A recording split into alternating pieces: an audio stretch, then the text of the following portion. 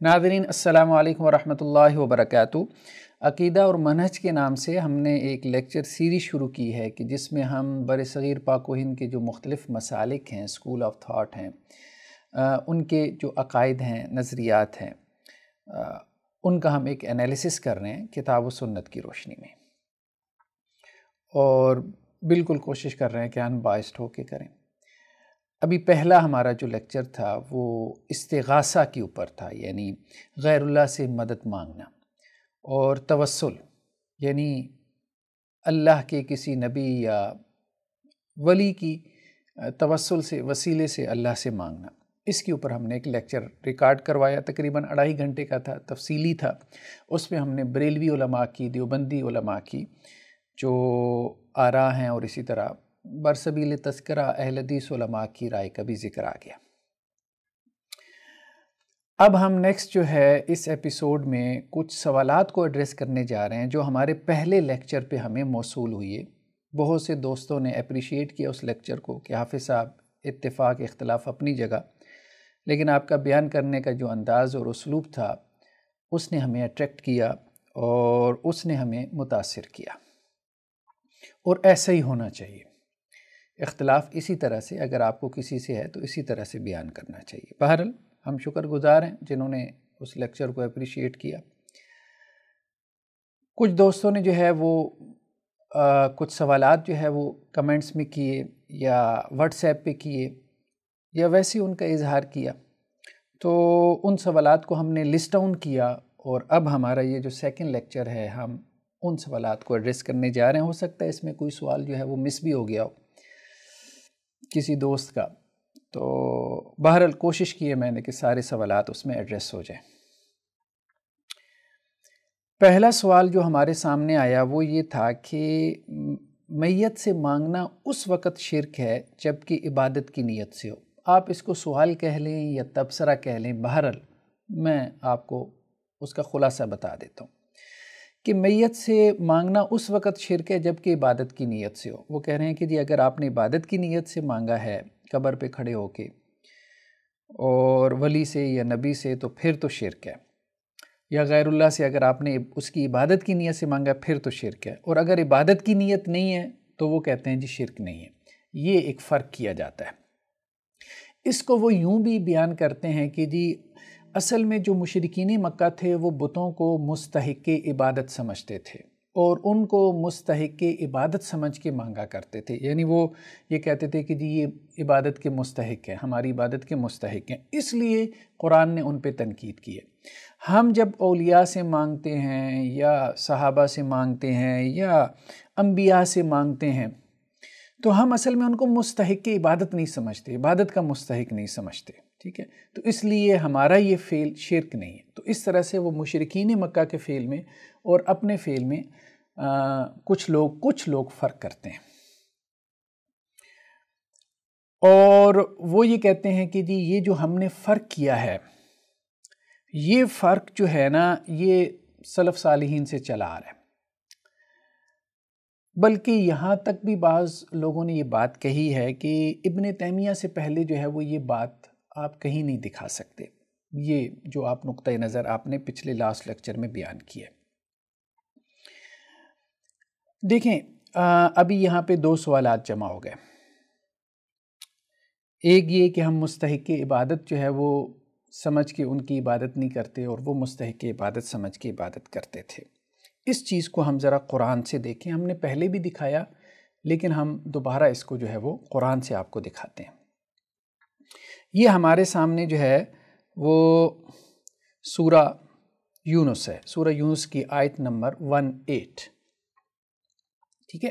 یہ آپ دیکھ رہے ہیں، یہ احمد رضا خان بریلوی صاحب کا ترجمہ ہے کہ وَيَعْبُدُونَ مِن دُونِ اللَّهِ مَا لَا يَضُرُّهُمْ وَلَا يَنْفَعُهُمْ، اور وہ عبادت کرتے ہیں اللہ کے ما سوا کی ہیں، یعنی ان کا ترجمہ کیا ہے کہ اللہ کے سوا ایسی چیز کو پوچھتے ہیں جو ان کا کچھ بھلا نہ کرے، اور کہتے ہیں کہ یہ اللہ کے ہاں ہمارے سفارشی ہیں۔ کیا کہتے ہیں؟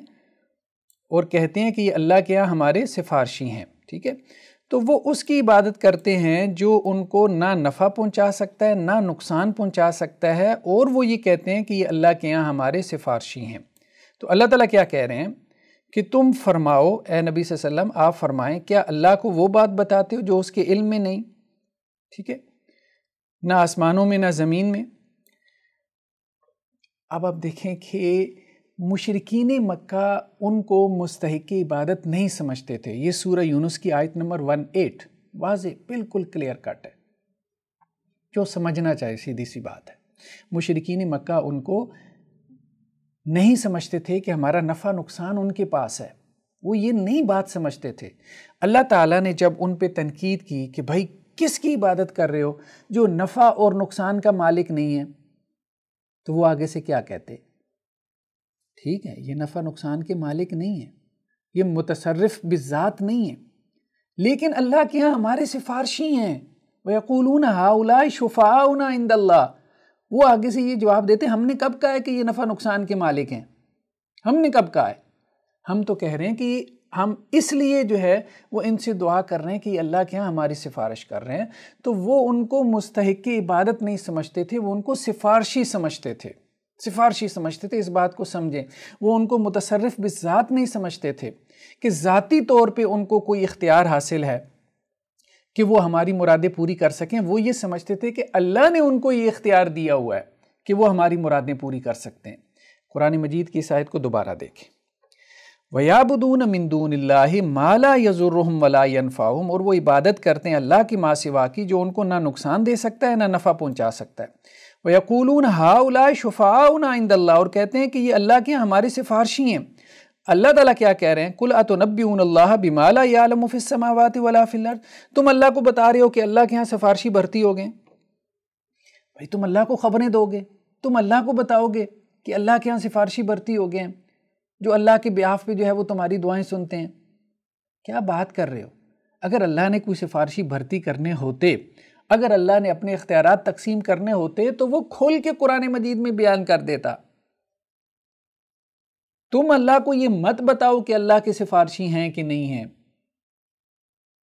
اور یہ تو اللہ کو بھی نہیں معلوم، گویا کہ تم اللہ کو خبر دے رہے ہو کہ اللہ نے سفارشی رکھ دی ہیں۔ یہ دیکھیں، یہ مشرکین مکہ کے بارے میں یہ قرآن مجید کس طرح سے جو ہے وہ ان کو کرٹیسائز کر رہا ہے، اور یہاں پہ بھی بعینی ہی وہی کام ہو رہا ہے، بالکل وہی کام ہو رہا ہے۔ آپ دیکھیں کہ اللہ کو خبر دی جا رہی ہے کہ یا اللہ آپ نے جو ہے وہ سفارشی بھرتی کر لی ہیں جو ہماری سفارش کریں گے، یا اللہ کو خبر دی جا رہی ہے کہ یا اللہ جو ہے وہ آپ نے کچھ لوگوں میں اختیارات اپنے تقسیم کر دیے ہیں جو آپ کے بیہاف پہ جو ہے وہ ہماری مرادیں پوری کریں گے۔ ٹھیک ہے، یہ وہی کانسیپٹ ہے، معذرت کے ساتھ یہ وہی کانسیپٹ ہے۔ قرآن یہی کہہ رہا ہے، قرآن یہی کہہ رہا ہے، اگر آپ ان بائسڈ ہو کے پڑھیں۔ اچھا، قرآن مجید میں یہ ایک اور آیت ہے، سورہ زمر آیت نمبر 3، اس کو ذرا دیکھیں۔ سورہ زمر آیت نمبر 3، یہ بھی احمد رضا خان صاحب کا ترجمہ ہے۔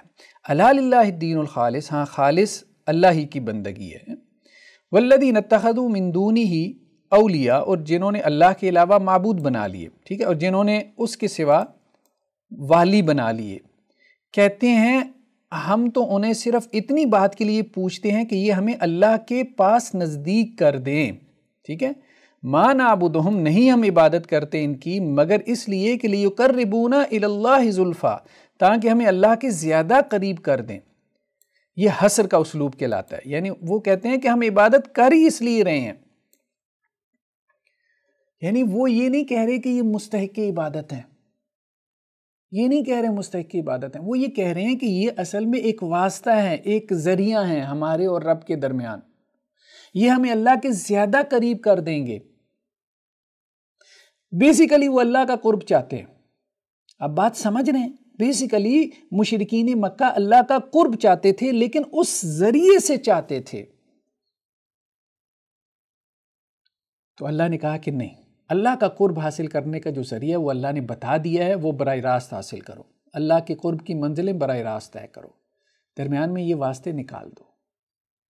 دعا اللہ کا قرب حاصل کرنے کا ذریعہ ہے، تقرب اللہ کا ذریعہ ہے، اللہ کو براہ راست پکارو۔ وقال ربکم ادعونی استجب لکم، تمہارے رب نے کہا مجھے پکارو، یہ تو نہیں کہا کہ واسطے سے پکارو۔ کہاں کہا ہے کہ مجھے واسطے سے پکارو؟ جہاں قرآن میں حکم ہے وہاں ڈائریکٹ حکم ہے۔ اب قرآن کی کوئی آیت اٹھا کے دیکھ لیں، جہاں اللہ نے کہا کہ مجھے پکارو، وہاں اللہ نے کہا کہ ڈائریکٹ مجھے پکارو، میں تمہاری دعا قبول کروں گا۔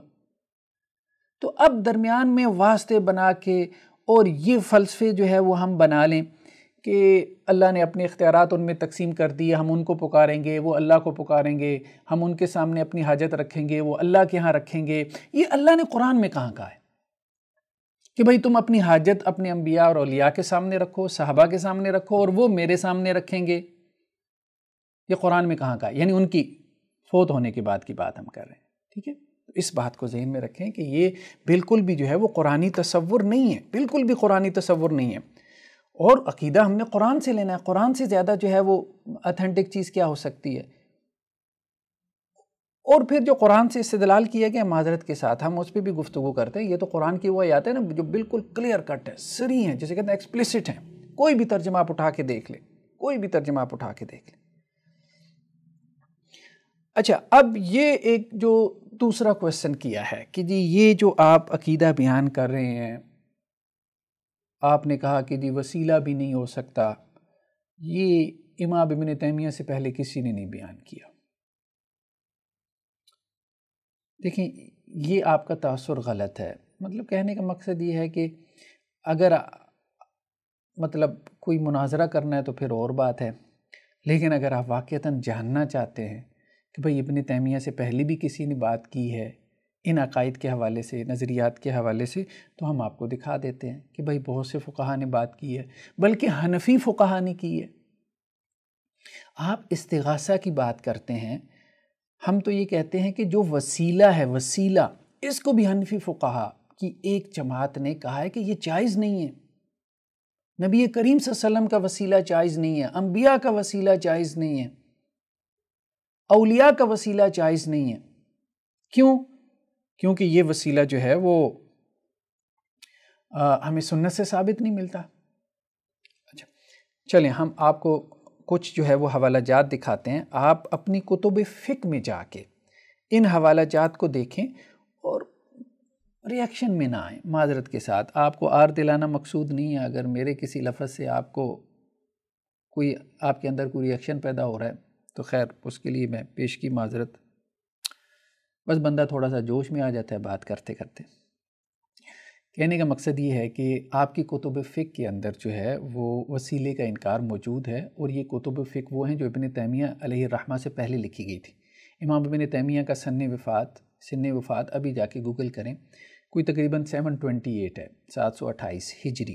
ٹھیک ہے، تو اب ہم آپ کو دکھاتے ہیں. یہ ہم نے کچھ حوالے نکالے ہیں. ویسے حوالے تو دیکھیں بہت نکالے جا سکتے ہیں، لیکن وہ ایک سوال پہ ہی پھر 1 گھنٹے کی ریکارڈنگ بن جائے گی. پھر دوست کہتے ہیں حافظ صاحب آپ کی ریکارڈنگ بہت لمبی ہو جاتی ہیں. لیکن بہرحال ہم آپ کو کچھ حوالے دکھا دیتے ہیں، ابن تیمیہ سے پہلے بھی اور ابن تیمیہ کے جو معاصر ہیں ان کے بھی اور ان کے فوراً بعد بھی، کہ وہ حنفی فقہا ہیں. وہ یہ بیان کر رہے ہیں کہ وسیلہ جائز نہیں ہے. استغاثہ کی آپ کیا بات کرتے ہیں، وہ تو وسیلے کو بھی جائز نہیں سمجھتے. یہ دیکھیں، ہاں یہ ہمارے سامنے الہدایہ ہے. الہدایہ یہ وہ معروف کتاب ہے، آپ کہہ لیں امام مرغینانی کی. ٹھیک ہے، اور متوفہ 593 ابن تیمیہ سے کی پیدائش سے پہلے یہ فوت ہو چکے ہیں. ٹھیک ہے، یہ الہدایہ کتاب عام طور پہ حنفی مدارس میں پڑھائی بھی جاتی ہے. ٹھیک ہے، تو یہ بیروت سے پبلش ہوئی ہے، دار و احیاء تراث العربی.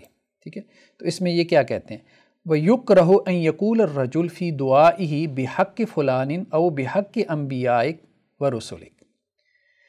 اور یہ مکروہ ہے کہ کوئی بندہ اس طرح سے دعا کرے اللہ سے کہ یا اللہ فلاں کے حق سے یا فلاں نبیوں کے حق سے یا رسولوں کے حق سے جو ہے وہ میں آپ سے دعا کرتا ہوں. لِأَنَّهُ لَا حَقَّ لِلْمَخْلُوقِ عَلَى الْخَالِقِ، کیونکہ مخلوق کا خالق پہ کوئی حق نہیں ہے. تو وہ کہتے ہیں یہ جو بحق فلاں کر کے جو ہے وہ آپ دعا کرتے ہیں یہی وسیلہ ہے. اللہ کی مخلوق میں سے کسی کا اللہ کے اوپر حق نہیں ہے، کوئی حق نہیں ہے. تو اس لیے اس طرح سے دعا کرنا یہ مکروہ ہے، یعنی الاؤڈ نہیں ہے. مکروہ کا مطلب یہ ہے کہ اس کا جواز نہیں ہے. ٹھیک ہے، اور عقیدے کا مسئلہ ہے تو مراد مکروہ تحریمی ہوگی، یعنی جو حرام کے قریب قریب ہوتا ہے. یا مکروہ اس کو تنزیہی بھی آپ بنا لیں تو کہنے کا مقصد یہ ہے تو مکروہ نہ پسندیدہ ہے. مکروہ کسے کہتے ہیں؟ جس کو ڈسکریج کیا گیا، جس کو ڈس لائک کیا گیا. اچھا اسی طرح سے اب آپ دیکھیں کہ یہ ایک اور ہمارے سامنے جو ہے وہ یہ حوالہ ہے. ٹھیک ہے، البحر الرائق کا. ٹھیک ہے، یہ حوالہ آپ دیکھیں البحر الرائق کا 970 میں ان کی وفات ہوئی، ابن نجیم کی۔ یہ کیا کہتے ہیں کہ جی قال رحمہ اللہ وبحق فلان یعنی لا يجوز ان يقول بحق فلان عليك وكذلك بحق انبيائك واوليائك ورسلك والبيت والمشعر الحرام لانه لا حق للمخلوق علی الخالق، یعنی اس طرح سے دعا کرنا کہ آپ انبیاء کے حق سے، اولیاء کے حق سے، رسولوں کے حق سے، ایون کہ بیت اللہ اور مشعر حرام کے حق کا واسطہ اللہ کو دینا تو یہ جائز نہیں ہے، ٹھیک ہے، یہ تمام واسطے اللہ کو دینا جائز نہیں ہے۔ اب ہم کچھ حوالے جلدی آپ کو دکھا دیتے ہیں اور کتب فقہ سے، تو پھر ہم نیکسٹ کویسچن کی طرف چلتے ہیں۔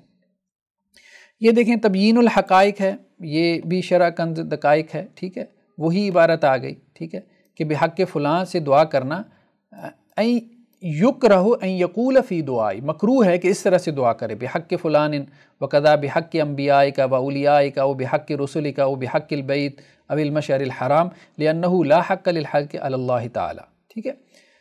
یہ بھی کتاب بھی دیکھ لیں، اس کا بطاقہ دیکھ لیں، تبیین الحقائق شرح کنز الدقائق، اور یہ بھی 743 یعنی امام ابن تیمیہ کے معاصرین میں سے، ٹھیک ہے، امام زیلی کی کتاب ہے، ٹھیک ہے۔ اس کے بعد البنایہ شرح الہدایہ، اس میں بھی یہی آپ کو نظر آ رہا ہے، وَيُكْرَهُ أَن يَقُولَ فِي دُعَائِهِ، ٹھیک ہے، تو یہ ہدایہ کی شرح ہے، علامہ بدر الدین عینی کی ہے، ٹھیک ہے، 855 میں ان کی وفات ہوئی، ٹھیک ہے۔ اسی طرح سے آپ چلے جائیں، مطلب یہ نیچے ہم نے کافی سارے حوالے جو ہے وہ نکالے ہوئے ہیں، یہ ساری کتابیں آپ کھول کے دیکھ لیں، ٹھیک ہے۔ تو کہنے کا مقصد یہ ہے کہ یہ بات درست نہیں ہے کہ ابن تیمیہ علیہ الرحمہ سے پہلے کسی نے وسیلے کا انکار نہیں کیا۔ ابن تیمیہ علیہ الرحمہ سے پہلے بھی فقہا، خاص طور پہ حنفی فقہا، وسیلے کا انکار کرتے تھے اور وہ یہی کہتے تھے براہ راست اللہ سے مانگو۔ تو ہم آپ کو یہی کہہ رہے ہیں کہ بھائی اپنے فقہا کی بات پر آ جائیں، تھوڑا سا پڑھیں اور اس بات کی طرف آئیں کہ امام ابو حنیفہ علیہ الرحمہ کا واقعی میں کیا عقیدہ تھا، اور آپ کے جو متقدمین فقہا تھے، حنفی فقہا تھے، ان کا کیا عقیدہ تھا۔ تو یہ باتیں کہنا کہ استغاثہ کے بارے میں یا وسیلے کے بارے میں حافظ صاحب آپ جو باتیں کر رہے ہیں یہ ابن تیمیہ سے پہلے کسی نے نہیں کی، تو بھائی اگر آپ لا علم رہنا چاہتے ہیں تو کوئی آپ کو علم نہیں دے سکتا، لیکن اگر آپ سیکھنا چاہتے ہیں تو بات یہی ہے کہ بہت سے فقہا نے امام ابن تیمیہ علیہ الرحمہ سے پہلے بھی یہ باتیں کہی ہیں۔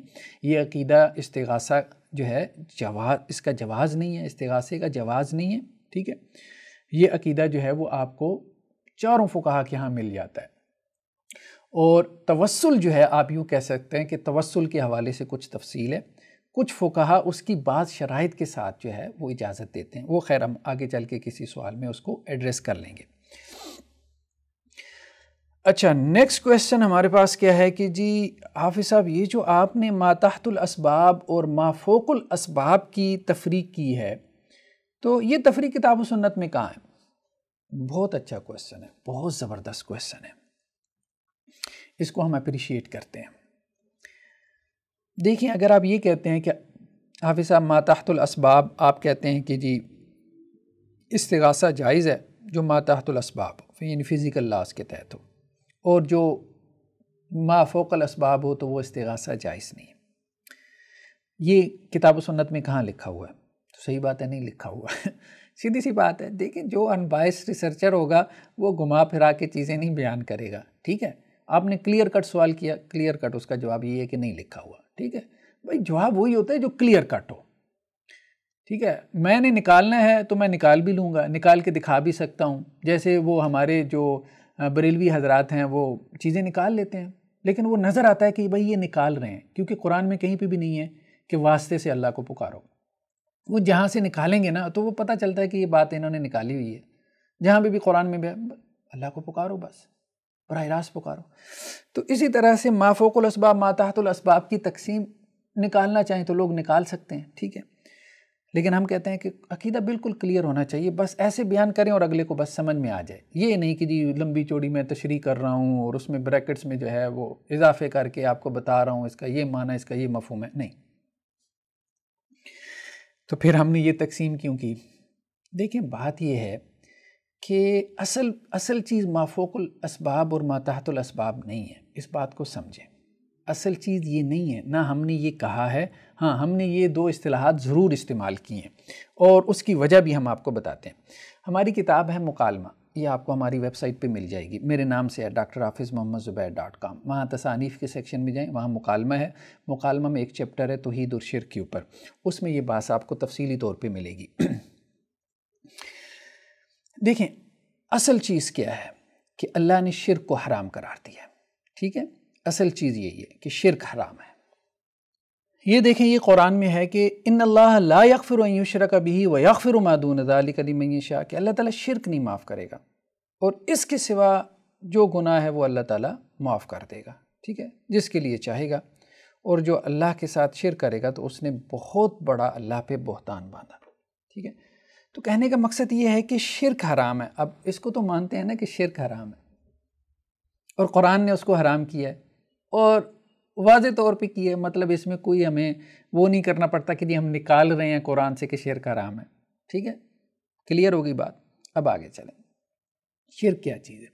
شرک کہتے ہیں اللہ کی ذات میں، اللہ کے افعال میں یا اللہ کی صفات میں کسی کو اللہ کا شریک ٹھہرانا، اس کا پارٹنر بنا لینا، ٹھیک ہے۔ اللہ کی ذات میں جیسے کسی کو اللہ کا بیٹا بنا لینا، ٹھیک ہے، عیسائیوں نے حضرت مسیح علیہ السلام کو اللہ کا بیٹا بنا لیا، یا یہود میں ایک گروہ پیدا ہوا جس نے حضرت عزیر کو اللہ کا بیٹا بنا لیا، ٹھیک ہے، یا مشرکین مکہ میں سے ایسے تھے جو فرشتوں کو اللہ کی بیٹیاں مان لیتے تھے، ان میں بھی ایک ایسا گروہ تھا، ٹھیک ہے۔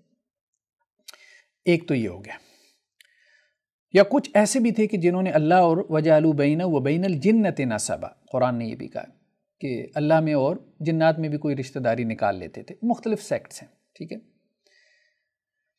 ایک تو یہ ہو گیا کہ اللہ کی ذات میں جو ہے وہ کسی کو شریک بنا لینا۔ دوسرا ہے اللہ کے افعال میں جو کام اللہ کر سکتا ہے یا جو کام اللہ ہی کا ہے، ٹھیک ہے، آپ وہ انسانوں میں ثابت کر دیں، آپ وہ کام جو ہے وہ انسانوں کو اسائن کر دیں، یا جو صفات اللہ کی ہیں وہ صفات آپ بندوں میں ثابت کرنا شروع کر دیں، تو یہ آپ نے بندوں کو اللہ کے ساتھ شریک کر دیا اللہ کے افعال میں اور اللہ کی صفات میں، اس کی کوالٹیز میں، ٹھیک ہے۔ یہ نقطہ اہم ہے، اس کو سمجھنے کی ضرورت ہے۔ دیکھیں ایک توحید کے حوالے سے ہمارے ہاں ایکسٹریم اپروچ ہے معتزلہ کی، انہوں نے کہا کہ بھائی اللہ تعالیٰ بھی سمیع بصیر ہے، جیسے قرآن میں آتا ہے اللہ تعالیٰ سننے والا دیکھنے والا ہے، انسان بھی سنتا ہے دیکھتا ہے، تو اگر ہم یہ مان لیں کہ انسان بھی سنتا دیکھتا ہے اور اللہ تعالیٰ کی بھی قوت سماعت اور بصارت ہے، صفت سماعت اور بصارت ہے، اللہ بھی سنتا دیکھتا ہے، تو یہ تو مشابہت ہو جائے گی، سملیرٹی ہو جائے گی، شرک ہو جائے گا۔ تو انہوں نے اللہ کی صفات کا انکار کر دیا، معتزلہ نے، مطلب پرانے یہ گروپس میں سے ہے معتزلہ، آپ سرچ کریں آپ کو ان کے عقائد گوگل پہ کوئی نہ کوئی مضمون نکل آئے گا، مل جائیں گے۔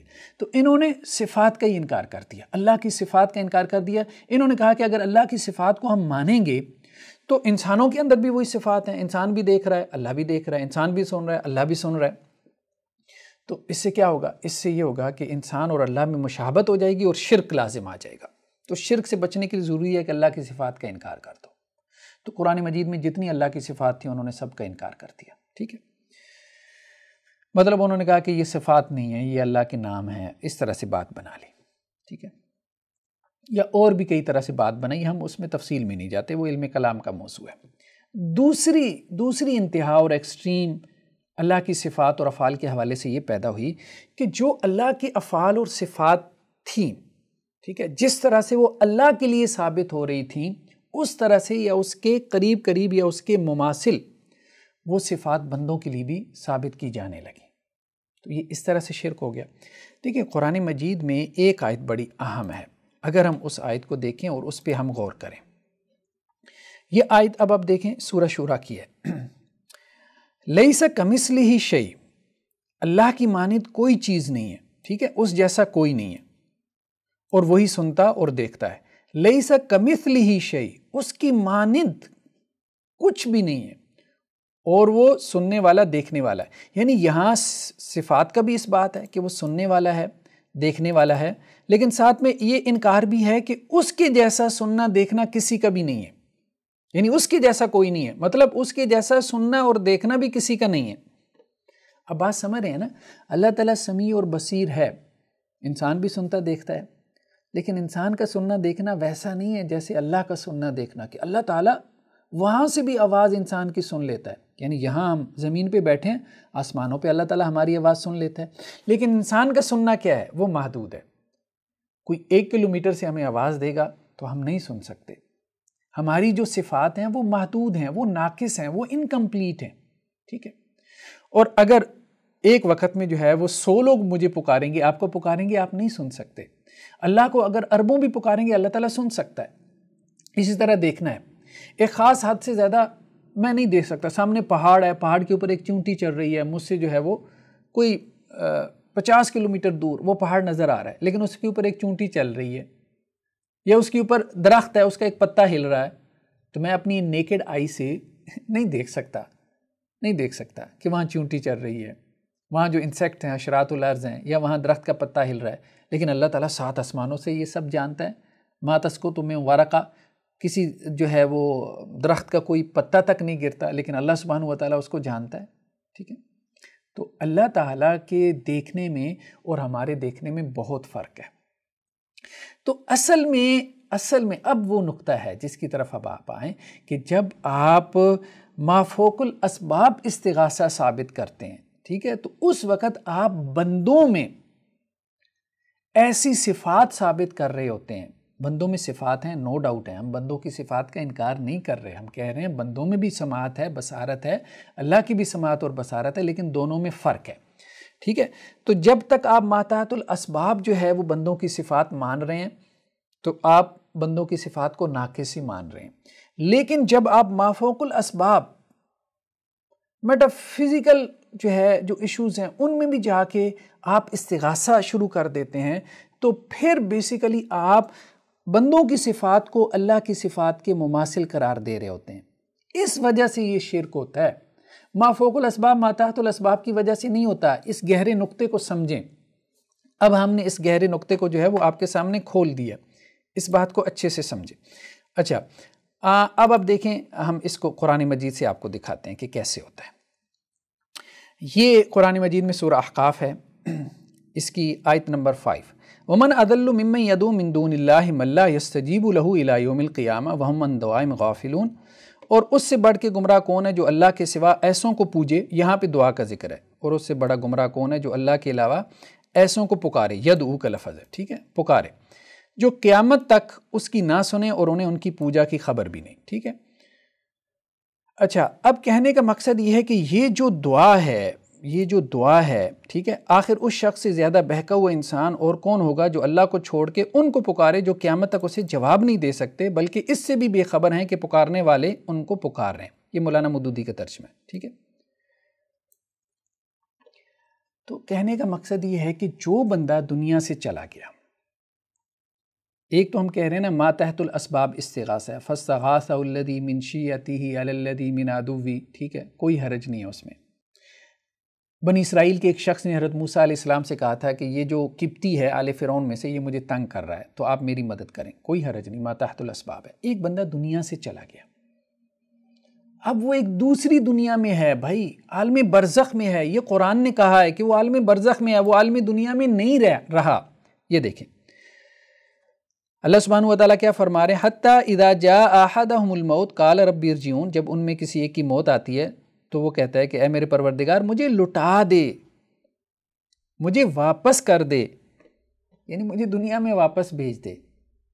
کیونکہ وہ دوسری دنیا میں جا رہا ہے. ٹھیک ہے. آگے کیا کہتا ہے، لعلی اعمل صالحا فیما ترکت کلا انہا کلمۃ هو قائلها، تاکہ میں پیچھے جو میں چھوڑ آیا ہوں اس میں کوئی نیک عمل کروں. اچھا، یہ تو ایک بات ہے جو وہ اپنے منہ سے کہتا ہے، اور ان کے آگے ایک آڑ ہے اس دن تک جس دن اٹھائے جائیں گے. وَمِن وَرَائِهِمْ برزخ، یہ برزخ کے لفظ قرآن میں ہے. وہ کیوں نہیں دنیا میں واپس آ سکتے؟ کیونکہ ایک برزخ ہے قیامت کے دن تک. یہ برزخ ہے. بھئی ہم اپنے ترجمے نہیں کر رہے، آپ لوگوں کے تراجم دکھا رہے ہیں. یا تو آپ کہیں کہ یہ ترجمہ نہیں بنتا، اور یہ ایسا ترجمہ ہے کہ آپ 10 ترجمے اٹھا کے دیکھیں گے تو یہی ترجمہ نکلے گا جو ہم آپ کو دکھا رہے ہیں. ٹھیک ہے. تو کس نے انکار کیا عالم برزخ کا؟ کون انکار کرتا ہے؟ مجھے بتائیں اہل سنت میں سے. تو یہاں اس دنیا سے، مادی دنیا سے، ایک میٹیریل ورلڈ سے آپ ایک دوسرے عالم میں چلے جاتے ہیں، عالم برزخ میں چلے جاتے ہیں. اس کے اپنے فزیکل لاز ہیں، اس کے اپنے قوانین ہیں. اور رسول اللہ صلی اللہ علیہ وسلم نے فرمایا کہ یہ جو قبر کی مٹی ہے، اس کو مٹی کا ایک ڈھیر مت سمجھو، یہ جنت کے باغوں میں سے ایک باغ ہے، یہ جہنم کے گڑھوں میں سے ایک گڑھا ہے، ٹھیک ہے، اور عذاب قبر سے متعلق کتنی آیات ہیں، اور اس میں کتنی احادیث ہیں، اس پہ ہم علیحدہ سے گفتگو کر چکے ہیں۔ تو کہنے کا مقصد یہ ہے کہ وہ بندہ عالم برزخ میں چلا گیا، دوسری دنیا میں چلا گیا۔ اب اگر آپ یہ ثابت کرتے ہیں کہ جی وہ وہاں سے آپ کی بات سن کے اللہ کے ہاں بھی رکھنے پہ قدرت رکھتا ہے، تو یہ گویا کہ آپ اس میں ایسی قوت سماعت ثابت کر رہے ہیں، آپ اس میں ایسی قدرت مان رہے ہیں جو قدرت اور جو سماعت صرف اللہ کے لیے ثابت کرنا جائز ہے۔ اب بات سمجھ رہے ہیں؟ انسان کی قدرت ہے جب تک زندہ ہے، جب تک اس دنیا میں ہے، اس کے بعد جب وہ ختم ہو گیا، مٹی کا ڈھیر ہو گیا یا قبر میں چلا گیا، ٹھیک ہے، اب اس کے بعد جو ہے اس کی قدرت نہیں رہ گئی۔ اب اللہ سبحانہ و تعالیٰ اسے میدان حشر والے دن جو ہے وہ قبروں سے اٹھائیں گے، سب کو اٹھائیں گے۔ اسی طرح سے انسان اس دنیا میں ہے، آپ کی بات سنتا ہے، آپ کی بات سن کے اگر کچھ مدد کر سکے تو کر بھی دیتا ہے، لیکن جب اس دنیا سے چلا گیا، ہم اس کے اوپر سماع موتیٰ کے اوپر علیحدہ سے گفتگو کریں گے۔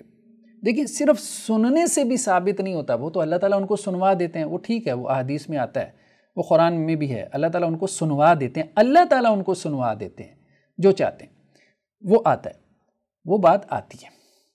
لیکن اس کا مطلب یہ ہے کہ سن کے وہ آپ کی مدد پہ بھی قدرت رکھتا ہے۔ ایک بندہ سویا ہوا ہے، وہ بھی سن سکتا ہے آپ کی بات، اس کے کان میں بھی پڑتی ہے۔ بعض اوقات آپ نیم خوابیدگی کی حالت میں ہوتے ہیں، آپ کو پتہ چلتا ہے کہ ارد گرد آپ کی باتیں ہو رہی ہیں، آپ کے کان میں پڑ بھی رہی ہوتی ہیں، لیکن کیا آپ اس سوئی حالت میں کسی کی مدد کر سکتے ہیں؟ تو کہنے کا مقصد یہ ہے کہ اس سے یہ ثابت نہیں ہوتا کہ اگر اللہ تعالیٰ ان کو سنوا دیتے ہیں تو پھر بھی وہ آپ کی مدد کر سکتے ہیں، اس سے یہ بات ثابت نہیں ہوتی۔ تو وہ عالم برزخ میں ہے۔ اب عالم برزخ میں ان کے لیے وہ ساری قدرتیں، وہ ساری صفات جو کہ اس دنیا میں ہیں، ثابت کرنا، یہ اللہ کی جیسی صفات جو ہے وہ ان میں ثابت کرنے کے مترادف ہے، ٹھیک ہے۔ پھر تو آپ یہ کہہ رہے ہیں کہ جو دنیاوی زندگی ہے یہی آگے جاری ہے، کوئی برزخی حیات نہیں ہے، نہیں، اگلی دنیا میں جو حیات ہے، جو زندگی ہے، وہ برزخی حیات ہے، وہ یہ دنیاوی زندگی نہیں ہے، وہ یہ دنیاوی زندگی نہیں ہے۔ اس بات کو سمجھنے کی کوشش کریں۔ اسی طرح قرآن مجید میں ایک اور جگہ پہ آیت ہے، ان تدعوہم لا یسمعوا دعاءکم، اگر تم ان کو پکارو وہ تمہاری پکار نہ سنیں، ولو سمعوا ما استجابوا لکم، اور اگر سن بھی لیں تو تمہیں جواب نہیں دے سکتے، ٹھیک ہے۔ پہلی بات تو سن ہی نہیں سکتے، اگر سن بھی لیں، ٹھیک ہے، مان لیا سن لیں، اللہ تعالیٰ سنوا دے، جواب نہیں دے سکتے، جواب نہیں دے سکتے، اللہ جواب دے سکتا ہے، وہ نہیں دے سکتے۔ اہم بات کیا ہے، وَيَوْمَ الْقِيَامَةِ يَكْفُرُونَ بِشِرْكِكُمْ، قیامت والے دن وہ تمہارے شرک کا انکار کریں گے، اور قیامت والے دن وہ تمہارے شرک سے منکر ہوں گے۔ یہ بات اہم ہے، جن کو تم پکار رہے ہو قیامت والے دن وہ تمہارے شرک کا انکار کریں گے۔ تو بت کیسے انکار کریں گے؟ بتوں کو کیا ضرورت پڑ گئی انکار کرنے کی؟ یہ انبیاء، اولیاء اور صالحین ہی ہوں گے جن کو لوگ پکارتے ہیں، وہی انکار کریں گے کہ یا اللہ ہم نے نہیں کہا تھا، ہماری تعلیمات نہیں تھی، انہوں نے ہمارے اوپر بہتان گھڑا۔ تو اس وقت جو ہے وہ شرک کرنے والے دوہری حسرت میں آ جائیں گے۔ وَلَا يُنَبِّئُكَ، آگے کیا کہا، وَلَا يُنَبِّئُكَ مِثْلُ خَبِيرٌ، اور تجھے کوئی نہ بتائے گا اس بتانے والے کی طرح، یعنی یہ اللہ ہی ہے، یہ قرآن مجید ہے جو آپ کو ایسی باتیں بتا رہا ہے، ورنہ اور کوئی نہیں بتائے گا، اس طرح سے گہرائی میں جا کے نہیں بتائے گا۔ اسی طرح رسول اللہ صلی اللہ علیہ وسلم سے ہمیں ایک حدیث ملتی ہے، اس پہ ذرا غور کریں۔ یہ جو روایت ہے کہ اللہ کے رسول صلی اللہ علیہ وسلم نے ایک شخص کو کہا کہ وہ یہ کہہ رہا تھا ماشاء اللہ وشیتا، کہ اللہ چاہے اور آپ چاہیں، تو آپ صلی اللہ علیہ وسلم فرمایا بل ماشاء اللہ وحدہ، یوں کہو کہ جو اللہ چاہے، ٹھیک ہے۔ یعنی چاہت میں مجھے اللہ کے رسول صلی اللہ علیہ وسلم کی بھی چاہت ہے، کوئی شک نہیں ہے، اس کا انکار نہیں ہے، جو بھی انسان ہے اس کی بھی چاہت ہے، لیکن اللہ کے مقابلے میں آپ اس چاہت کو نہ لے کے آئیں، بھلے وہ کسی نبی کی چاہت ہو، اللہ کے مقابلے میں اس کے ساتھ، یہ رسول اللہ صلی اللہ علیہ وسلم کی تعلیم ہے، انسانی صفات کا انکار نہیں ہے، یہ بات اہم ہے، ٹھیک ہے۔ اب آپ دیکھیں، آپ کو ایک اور طرح سے ہم آپ کو سمجھاتے ہیں۔ بعض دوستوں نے سوال کیا، انہوں نے کہا کہ جی اب دیکھیں جو مردہ ہے، ٹھیک ہے، اگر آپ یہ کہتے ہیں کہ جی ما فوق الاسباب جو ہے وہ آپ اس سے استغاثہ کر رہے ہیں، تو کیونکہ وہ اس دنیا میں نہیں ہے تو یہ شرک ہے، تو پھر بتائیں کہ اگر ہم کسی زندہ شخص سے جو ہے وہ ایسی چیز مانگ لیں، کسی زندہ شخص سے جو اس کے اختیار میں نہیں ہے، اس کی قدرت میں نہیں ہے، تو یہ شرک نہیں ہوگا؟ دیکھیں ایک بات بہت اہم ہے، اگر آپ زندہ شخص کے بارے میں یہ عقیدہ رکھتے ہوئے اس سے مانگیں گے کہ یہ مجھے دے سکتا ہے، ٹھیک ہے، تو آپ شرکی کر رہے ہیں۔ مسئلہ زندہ اور مردہ کا نہیں ہے، اس سے نکل آئیں، ٹھیک ہے۔ مسئلہ یہ ہے کہ آپ کسی بندے میں اللہ کے جیسے افعال اور صفات ثابت کر رہے ہیں کہ نہیں، آپ کا عقیدہ کیا ہے اس کے بارے میں؟ بندوں کی صفات مانیں جیسے بندوں کی صفات ہوتی ہیں، اللہ کی صفات کا اقرار کریں جیسے اللہ کی صفات ہیں، اپنے جو ہے وہ کمال کے ساتھ، اپنے جلال کے ساتھ۔ لیکن جب بندوں کی صفات جو کہ ناقص ہیں، جو کہ اللہ کی دی ہوئی ہیں، جو کہ محدود ہیں، لیمیٹڈ ہیں، اب اچھا یہ سب ماننے کے باوجود کہ بندوں کی صفات عطائی ہیں، بندوں کی صفات جو ہے وہ اللہ کی دی ہوئی ہیں، محدود ہیں، لیمیٹڈ ہیں، بندوں کی صفات حادث ہیں یعنی ہمیشہ سے نہیں ہیں، یہ سب کو ماننے کے باوجود کسی نہ کسی ڈپارٹمنٹ میں جا کے بندے کی کسی نہ کسی صفت یا فعل کو اللہ کی صفت کے اور فعل کے برابر قرار دے دیتے ہیں۔ یہ اصل میں وہ چیز ہے۔ دیکھیں بات یہ ہے، آپ یہ بات کہہ رہے ہیں کہ جی مشرکین جو مستحق عبادت سمجھتے تھے، مشرکین کا معاملہ یہ تھا کہ جی ہم آپ کو ایک روایت دکھاتے ہیں آپ کو، اس سے بات آپ کو کھل کے سامنے آئے گی۔ یہ روایت جو ہے سنن ترمذی کی ہے، ٹھیک ہے۔ ابو واقد اللیثی کہتے ہیں، یہ صحیح روایت ہے، ٹھیک ہے، کہ جب رسول اللہ صلی اللہ علیہ وسلم جو ہے وہ حنین کے لیے نکلے ہیں تو آپ صلی اللہ علیہ وسلم کا گزر مشرکین کے ایک درخت کے پاس سے ہوا جسے ذات انوات کہا جاتا تھا۔ اس درخت پر مشرکین اپنے ہتھیار لٹکاتے تھے۔ صحابہ نے عرض کیا اللہ کے رسول ہمارے لیے بھی ایک ذات انوات مقرر فرما دیجئے جیسا کہ مشرکین کا ایک ذات انوات ہے۔ نبی اکرم صلی اللہ علیہ وسلم فرمایا سبحان اللہ، یہ تو وہی بات ہے جو موسیٰ کی قوم نے کہی تھی کہ ہمارے لیے بھی ایک معبود بنا دیجئے جیسا ان مشرکوں کے لیے۔ اس ذات کی قسم جس کے ہاتھ میں میری جان ہے، تم گزشتہ امتوں کی پوری پیروی کرو گے۔ دو باتیں اس میں، جو لوگ کہتے ہیں نا کہ یہ امت شرک نہیں کرے گی، ایک بات تو یہ آ گئی کہ رسول اللہ صلی اللہ علیہ وسلم نے فرمایا کہ میری امت میں ایسے لوگ پیدا ہوں گے جو پچھلی امتوں کی پیروی کریں گے۔ یہ پھر دیکھ لیں یہ جملہ، اس ذات کی قسم جس کے ہاتھ میں میری جان ہے، تم گزشتہ امتوں کی پوری پیروی کرو گے۔ یعنی جیسے بنی اسرائیل نے شرک کیا، بچڑے کو معبود بنا لیا، ٹھیک ہے، حضرت موسیٰ علیہ السلام سے بھی جو ہے وہ کہنے لگے کہ ہمیں بھی جو ہے وہ ایسے بت بنا دیں۔ تو اب دوسری بات جو اس حدیث میں آ رہی ہے وہ یہ کہ ایک درخت تھا جس پہ مشرکین برکت کے لیے، تبرک کے لیے ہتھیار لٹکایا کرتے تھے۔ تو صحابہ نے عرض کی کہ اللہ کے رسول صلی اللہ علیہ وسلم ہمارے لیے بھی ایک ایسا بنا دے درخت۔ تو اللہ کے وسلم نے کیا فرمایا؟ یہ جہالت کی بات ہے، یہ وہی بات ہے جو بنی اسرائیل حضرت موسیٰ علیہ السلام سے مطالبہ کر رہے تھے، یہ شرک کی بات ہے۔ اب آپ دیکھیں کہ کیا، مجھے یہ بتائیں صرف ایک منٹ کے لیے، چھوڑیں اپنے مسلک کے مولوی صاحب کو، دیکھیں اس نے اللہ کے آپ کو کوئی کام نہیں آنا، سیدھی سی بات ہے، صرف یہ چیک کر لیں کہ یہ حدیث صحیح ہے کہ نہیں، اس پہ غور کریں، آپ کو سمجھ آ سکتی ہے۔ اگر آپ کو لگتا ہے کہ ترجمے میں کوئی غلطی ہے، یار اپنے کسی عالم دین کا ترجمہ دیکھ لیں، مولوی سے نہ سمجھیں، وہ عصبیت میں، وہ اپنی مسلکی عصبیت میں آپ کو غلط مسئلہ بتاتے ہیں، سیدھی سی بات ہے، وہ اپنی مسلکی عصبیت کی وجہ سے اس کو ڈیفینڈ کر رہے ہیں۔ سوال یہ ہے کہ یہ جو صحابہ نے کہا کہ ہمارے لیے ایک ذات انوات، ایک درخت جیسے کہ مشرکین کا درخت ہے، اے نبی صلی اللہ علیہ وسلم آپ بھی ہمارے لیے ایک درخت بنا دیں، یہ کب کی بات ہو رہی ہے؟ حنین کا واقعہ کب ہوا ہے؟ فتح مکہ کے بعد۔ اللہ کے رسول صلی اللہ علیہ وسلم نے اتنی تربیت کر دی، اب بھی کیا صحابہ کے ذہن میں ہو سکتا ہے کہ وہ اس درخت کو مستحق عبادت سمجھتے ہوں یا متصرف بالذات سمجھتے ہوں؟ مجھے بتائیں ایک لمحے کے لیے کہ جنہیں رسول اللہ صلی اللہ علیہ وسلم کی اتنی صحبت نصیب ہوئی، آپ صلی اللہ علیہ وسلم نے ان کے عقیدے پہ اتنی محنت کی، کیا وہ جو یہ مطالبہ کر رہے ہیں کہ ایک درخت ہمارے لیے ایسا ہونا چاہیے، کیا ان کے ذہن میں یہ بات ہو سکتی ہے کہ یہ درخت ہمیں کچھ دے سکتا ہے یا یہ عبادت کا جو ہے وہ استحقاق رکھتا ہے، یا یہ درخت جو ہے وہ خود سے کوئی ہمارے لیے جو ہے وہ نفع اور نقصان کا مالک ہے؟ ان کے ذہن میں یہ بات ہو سکتی ہے؟ اتنا بت پرستی کا رد قرآن میں آ چکا، نہیں ہو سکتی۔ یہ وہی باتیں ہیں بھائی جو ابھی آپ بیان کرتے ہیں، جو آپ کو لگتا ہے بڑی لاجیکل ہیں، یہ وہی باتیں تھیں، یہ وہی مطالبے تھے جو بعض لوگوں کی طرف سے رسول اللہ کے سامنے آئے اور اللہ کے رسول صلی اللہ علیہ وسلم نے کہا کہ نہیں، نکل آؤ اس سے، یہ شرک ہے، یہ وہی بنی اسرائیل والے مطالبے ہیں۔ بھلے تم ان کو سفارشی سمجھ لو اللہ کے یہاں، بھلے تم ان کو وسیلہ سمجھ لو، بھلے تم ان کو ذریعہ سمجھ لو، میڈیم سمجھ لو، نہیں، اس بات سے نکل آؤ۔ تو کہنے کا مقصد یہ ہے کہ کسی زندہ سے بھی مانگنا یہ جائز نہیں ہے، ایسی چیز مانگنا جو وہ نہیں دے سکتا۔ مثال کے طور پہ آپ زندہ سے جو ہے وہ اولاد مانگنا شروع کر دیں کسی کے پاس جاتے ہیں، اسے کہتے ہیں بھائی مجھے بیٹا دے دو، وہ بھائی کیوں، کیسے دے دے آپ کو بیٹا؟ یہ تو اللہ سبحانہ و تعالیٰ کی صفات میں سے ہے کہ اللہ تعالیٰ جس کو چاہتا ہے بیٹا دیتا ہے، جس کو چاہتا ہے بیٹیاں دیتا ہے، اور جس کو چاہتا ہے اللہ سبحانہ و تعالیٰ بیٹے اور بیٹیاں دونوں دے دیتا ہے۔ او یزوجہم ذکرانا و اناثا ویجعل من یشاء عقیما، جس کو چاہتا ہے اللہ تعالیٰ بانج رکھتا ہے۔ یہ تو اللہ تعالیٰ کی صفت ہے۔ اگر آپ اس عقیدے کے ساتھ اس سے بیٹا مانگ رہے ہیں کہ وہ آپ کو بیٹا دے سکتا ہے، ایک تو یہ ہے کہ وہ اللہ سے دعا کرے، وہ ایک علیحدہ بات ہے۔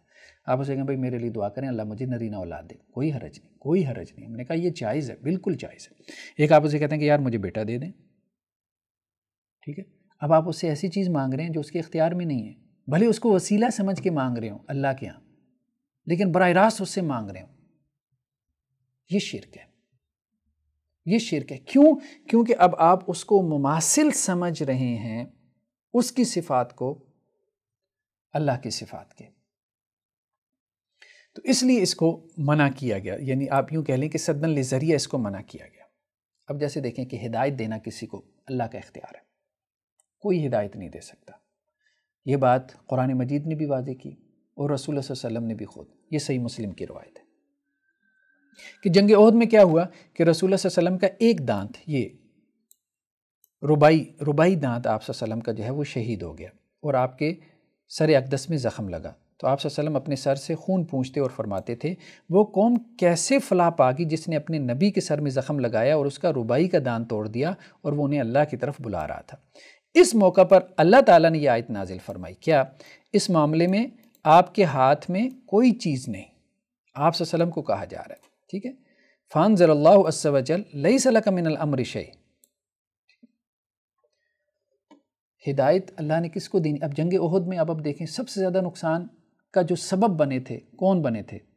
حضرت خالد بن ولید۔ جنگ احد سیرت کی کسی بھی کتاب سے اٹھا کے دیکھ لیں، حضرت خالد بن ولید نے پیچھے سے پلٹ کے 50 جو ہے وہ 50 تھے یا 100 گھوڑ سوار تھے، ابھی میرے ذہن میں نہیں، ان کے ساتھ حملہ کیا تھا تو جنگ کا پانسا پلٹ گیا، اور وہی خالد بن ولید پھر ایمان لے کے آئے ہیں، وہی ایمان لے کے آئے ہیں۔ تو اللہ سبحانہ و تعالیٰ نے کہا ہے کہ یہ بات کہ ہدایت کس کو دینی ہے؟ اللہ کے نبی صلی اللہ علیہ وسلم ہادی ہیں، نو ڈاؤٹ، کوئی شک نہیں ہے کہ آپ صلی اللہ علیہ وسلم ہادی ہیں، قرآن نے خود کہا ہے کہ آپ رستہ دکھاتے ہیں، لیکن کس معنی میں ہادی ہیں؟ کہ آپ رستہ دکھاتے ہیں،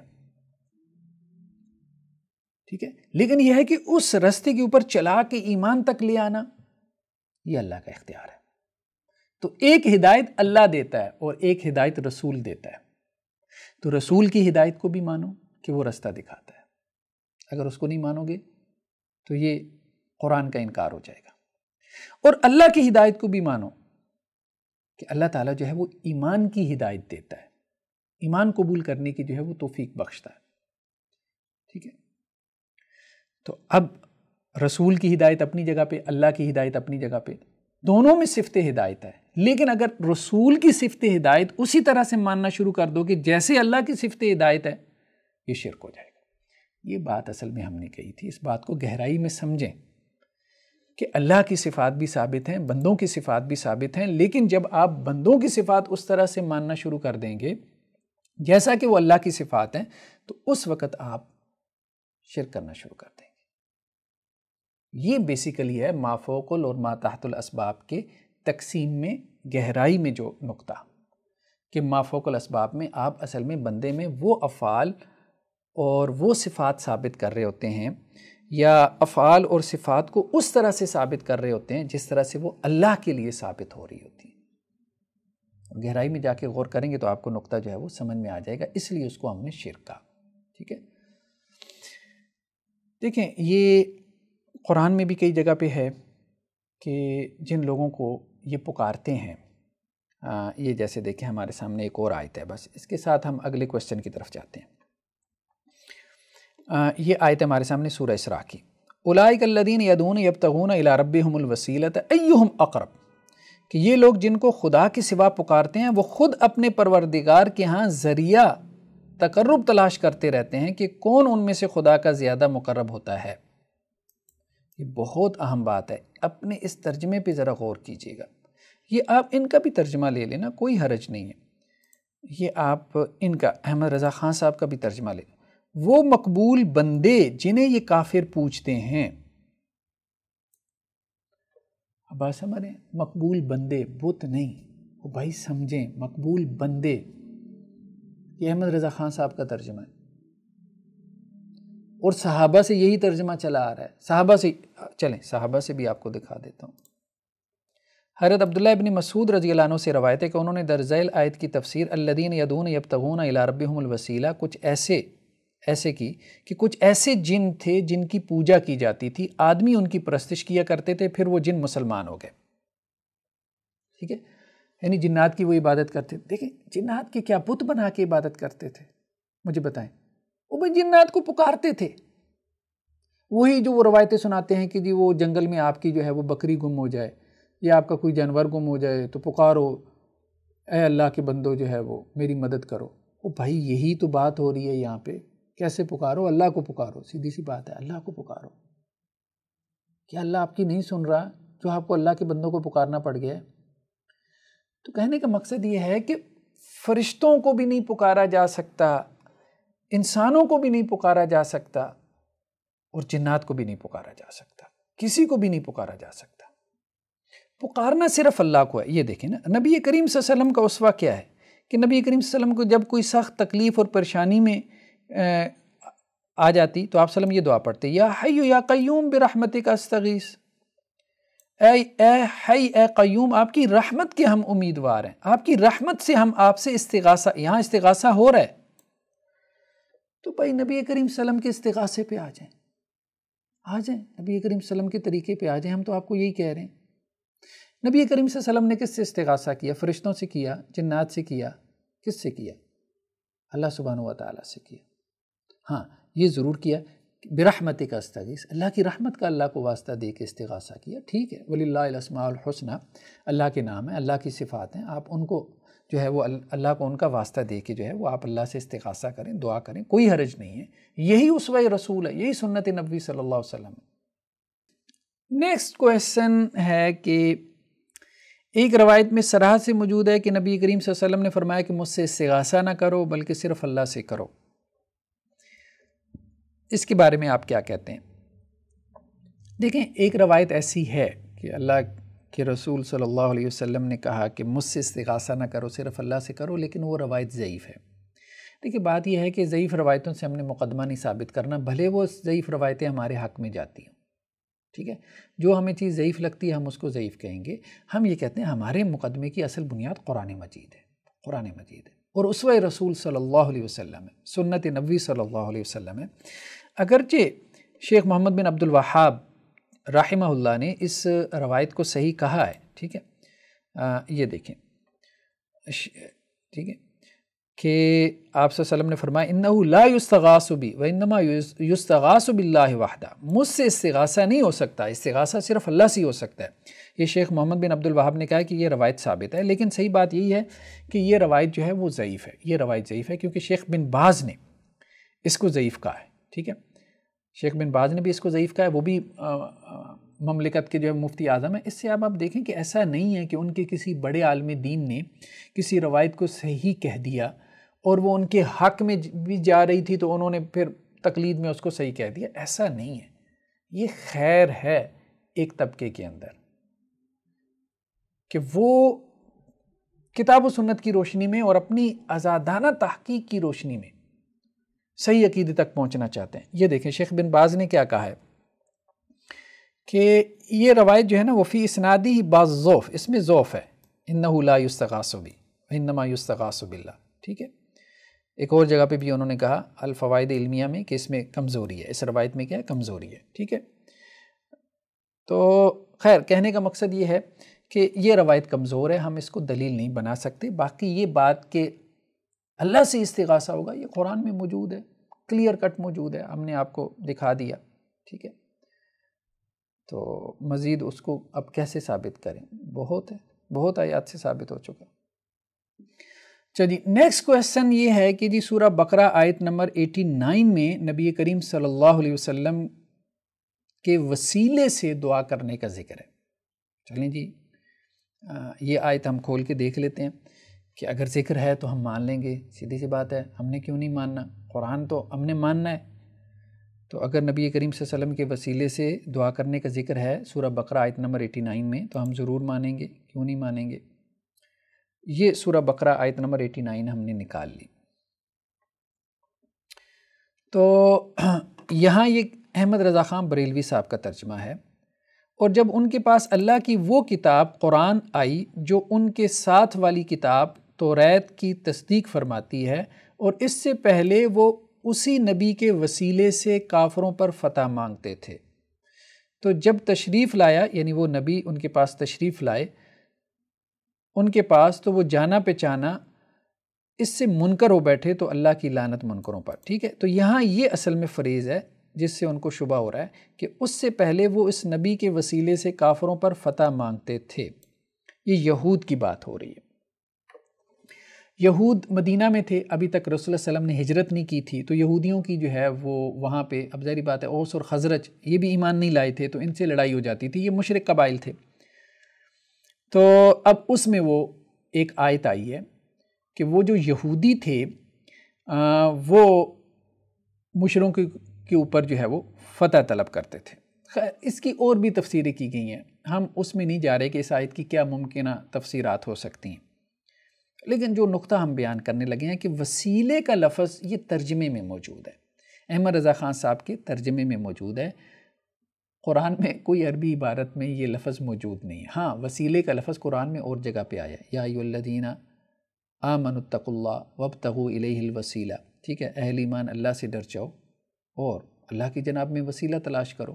ٹھیک ہے، وہ وسیلہ ہم نے کہا تھا نیک اعمال کا ہو سکتا ہے، اللہ کے اسماء حسنہ کا ہو سکتا ہے، اللہ کی صفات کا ہو سکتا ہے، جیسے رسول اللہ صلی اللہ علیہ وسلم کی ابھی آپ کو حدیث بتائی گئی، یا حی یا قیوم برحمتک استغیث۔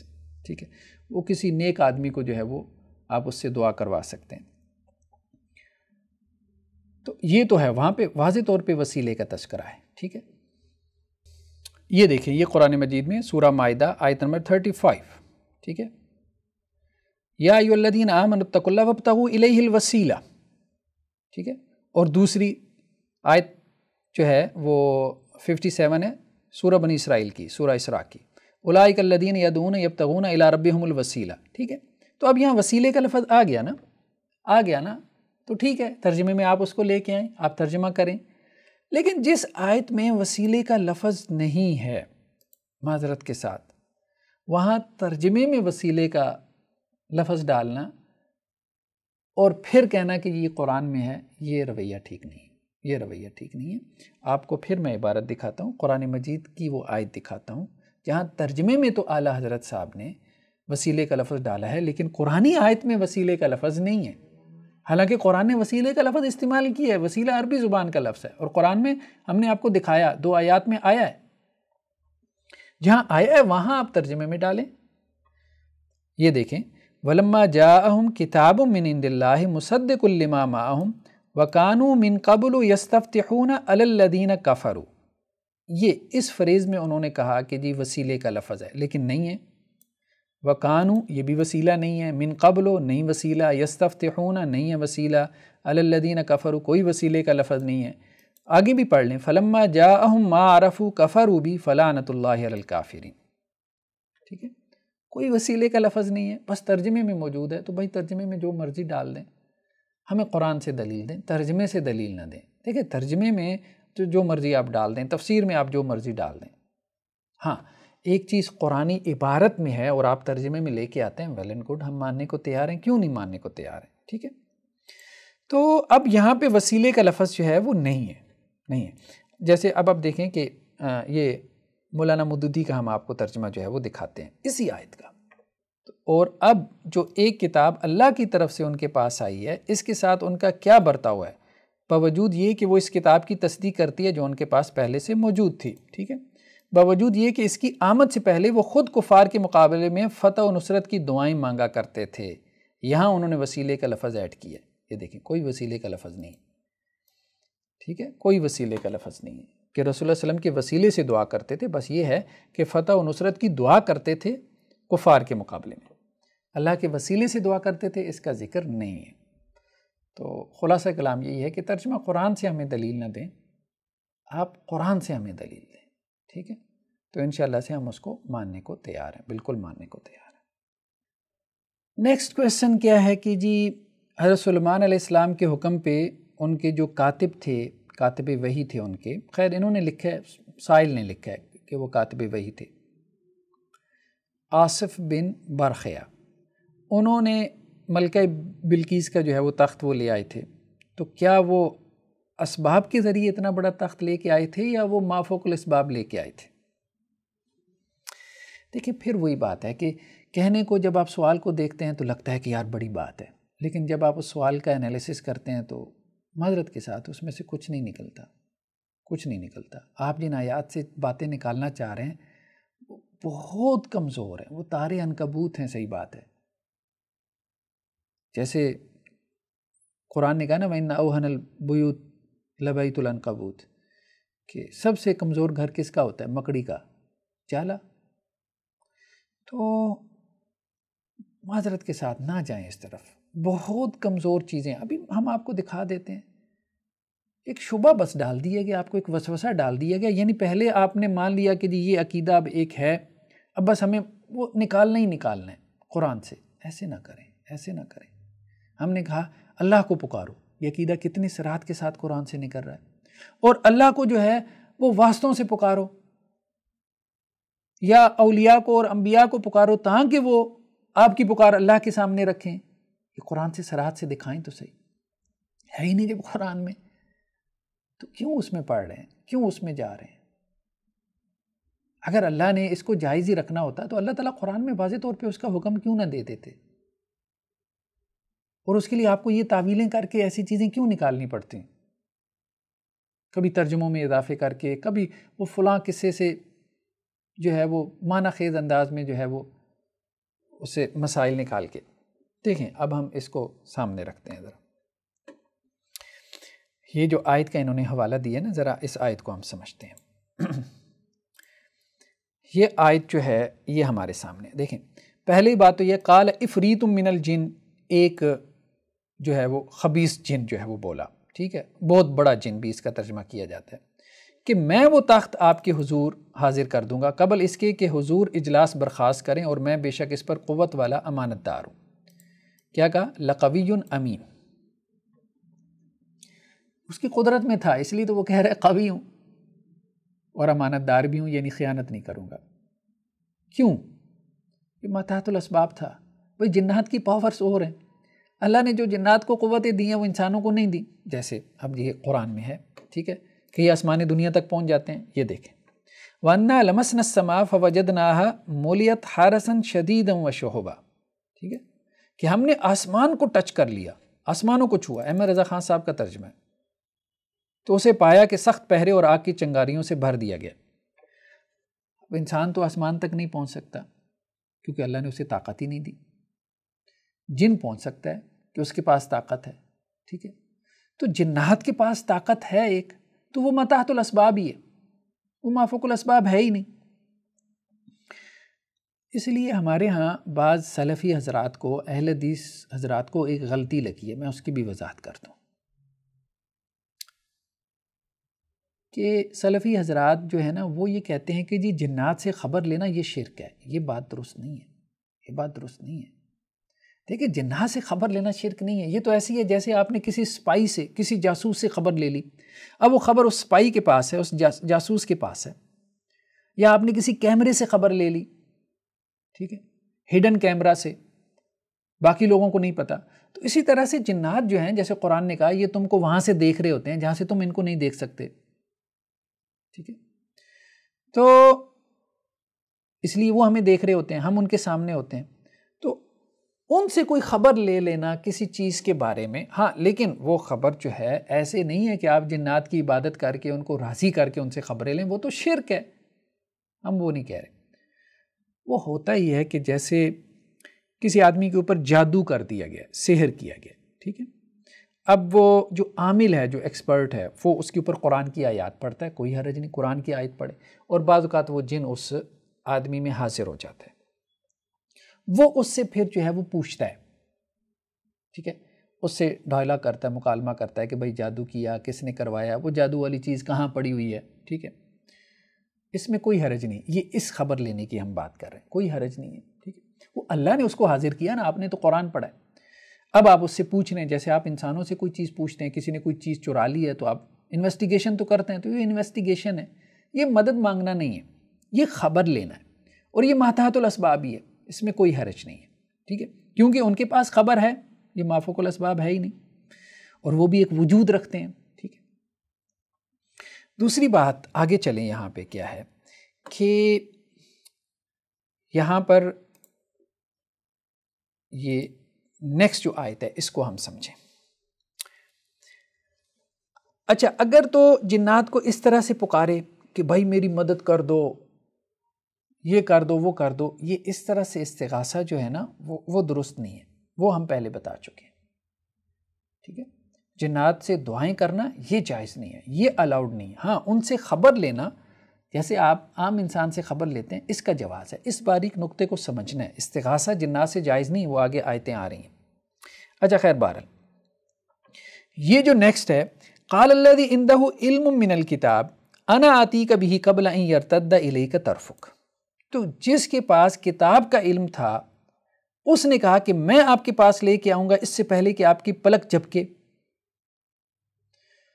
اور جب سلیمان علیہ السلام نے دیکھا تو وہ تخت ان کے پاس پڑا تھا، ٹھیک ہے، یہ دیکھیں، اور اس نے عرض کی جس کے پاس کتاب کا علم تھا کہ میں اسے حضور میں حاضر کر دوں گا ایک پل مارنے سے پہلے، تو اس پہ وہ حاضر ہو گیا، تو سلیمان علیہ السلام نے کہا ھذا من فضل ربی، یہ میرے رب کا فضل ہے۔ قرآن کیا کہہ رہے ہیں؟ علم من الکتاب، جس کے پاس کتاب کا علم تھا، بھائی یہ کتاب کا علم ذریعہ بنا ہے اس تخت کو لانے میں، کتنی واضح بات ہے، ہم نکال نہیں رہے، قرآن کے الفاظ ہیں، علم کتاب ذریعہ ہے۔ بھائی آپ کتاب کو سمجھے تو صحیح، پہلے اللہ تعالیٰ نے اس کتاب کو شفا بنایا، آپ کے مسائل کا حل بنایا ہے، خود قرآن کہتا ہے کہ اس میں لوگوں کے لیے شفا ہے، ٹھیک ہے، سورہ فاتحہ جو ہے وہ شفا ہے، بہت سی بیماریوں کا علاج ہے، تو یہ سورہ فاتحہ ذریعہ ہے، سبب ہے، واسطہ ہے، وسیلہ ہے، تو یہ اللہ کا کلام ہے، اللہ کے کلام اللہ کی صفت ہے، اللہ کا کلام کہ اللہ کی صفت ہے، یہ قرآن مجید یہ اللہ کا کلام ہے۔ اس سے پہلے جو کتابیں اترتی تھیں، ظاہر بات ہے وہ اللہ کا کلام تھی، حضرت سلیمان علیہ السلام کے زمانے میں تورات تھی، وہ اللہ کے نبی ہیں، تو اب اس شخص کے پاس کتاب کا علم ہے، کتاب کا علم ہے، اس بات کو سمجھیں، وہ آسمانی کتاب ہے، وہ اللہ کا کلام ہے جس کا علم اس کے پاس ہے، اور اللہ کا کلام اللہ کی صفت ہے۔ تو اب آپ دیکھیں قرآن مجید کے ذریعے کینسر کے مریض شفا یاب ہو جاتے ہیں، تو اب قرآن کے ذریعے سے آپ کہہ لیں، قرآن کے واسطے سے کہہ لیں، قرآن کے وسیلے سے کہہ لیں، ہمیں اس میں کوئی سروکار نہیں ہے، ٹھیک ہے بھئی، اللہ کا کلام ہے، ہم تو کہہ رہے ہیں اللہ کی صفات، اللہ کے ناموں کے ذریعے سے جو ہے وہ آپ دعا کر سکتے ہیں، اور ان کے وسیلے سے جو ہے وہ شفا بھی ملتی ہے اور آپ کے کام بھی ہو جاتے ہیں، کس سے؟ اللہ کے کلام، اللہ کا کلام اللہ کا غیر نہیں ہے، اللہ کی کتاب اللہ کا کلام ہے، اور اللہ کا کلام اللہ کا غیر نہیں ہے، اللہ کی صفت ہے، اللہ کی صفت اللہ کی ذات سے جدا نہیں ہے، اس بات کو سمجھنے کی کوشش کریں۔ تو وہاں وہ علم کتاب سبب بنا ہے، کتاب کا جو علم ہے، ٹھیک ہے، وہ سبب بنا ہے کہ وہ جو تخت تھا ملکہ بلقیس کا، وہ فوراً حضرت سلیمان علیہ السلام کے سامنے موجود ہوا، ٹھیک ہے، تو ایک بات تو یہ ہو گئی کہ یہاں سبب اور ذریعہ موجود ہے، یہ ما تحت الاسباب ہی ہے۔ دوسری بات یہ ہو گئی کہ دیکھیں اگر یہ ثابت ہو بھی جائے کہ یہاں کوئی سبب اور ذریعہ نہیں ہے، آپ کہتے ہیں جی مادی ذریعہ نہیں ہے، اور بھائی ٹھیک ہے آپ اس کو کہہ دیں کہ یہ مادی ذریعہ نہیں ہے، لیکن ذریعہ تو ہے نا، قرآن مجید ایک ذریعہ تو ہے، آپ کو شفا ملتی ہے بیماریوں سے، تو ٹھیک ہے آپ لیں، ہم نے کب منع کی ہے، ہم نے کب کہا کہ یہ جائز نہیں ہے، ٹھیک ہے، اللہ کے ناموں سے اللہ کو پکارنا یہ مادی ذریعہ تو نہیں ہے، اللہ کے ناموں کو وسیلہ بنانا، اللہ کے نام تو مادی ذریعہ نہیں ہے، بنائیں آپ وسیلہ، کس نے منع کیا؟ آپ کے جو نیک اعمال ہیں وہ کوئی مادی چیز تو نہیں ہے، ان کو آپ وسیلہ بنائیں، بالکل بنائیں۔ کسی زندہ شخص کو اللہ کی جناب میں وسیلہ بنانا، اس سے دعا کرنا یا اللہ سے کے سامنے جو ہے دعا کروانا اس سے، تو یہ کوئی مادی وسیلہ تو نہیں ہے؟ نہیں ہے، جائز ہے، بالکل جائز ہے۔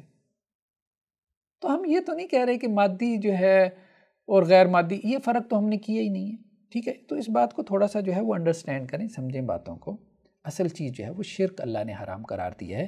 بیسیکلی آپ کے وسیلے کی صورتیں جو ہے نا بعض اوقات شرک تک پہنچا دیتی ہیں، اور بعض اوقات وہ شرک تک نہیں پہنچاتی لیکن شرک تک پہنچنے کا ذریعہ بن سکتی ہیں، ذریعہ بن سکتی ہیں، یہ بات ذہن میں رکھیں۔ تو اس لیے اس کو سدن لذریعہ جو ہے وہ دین نے منع کیا۔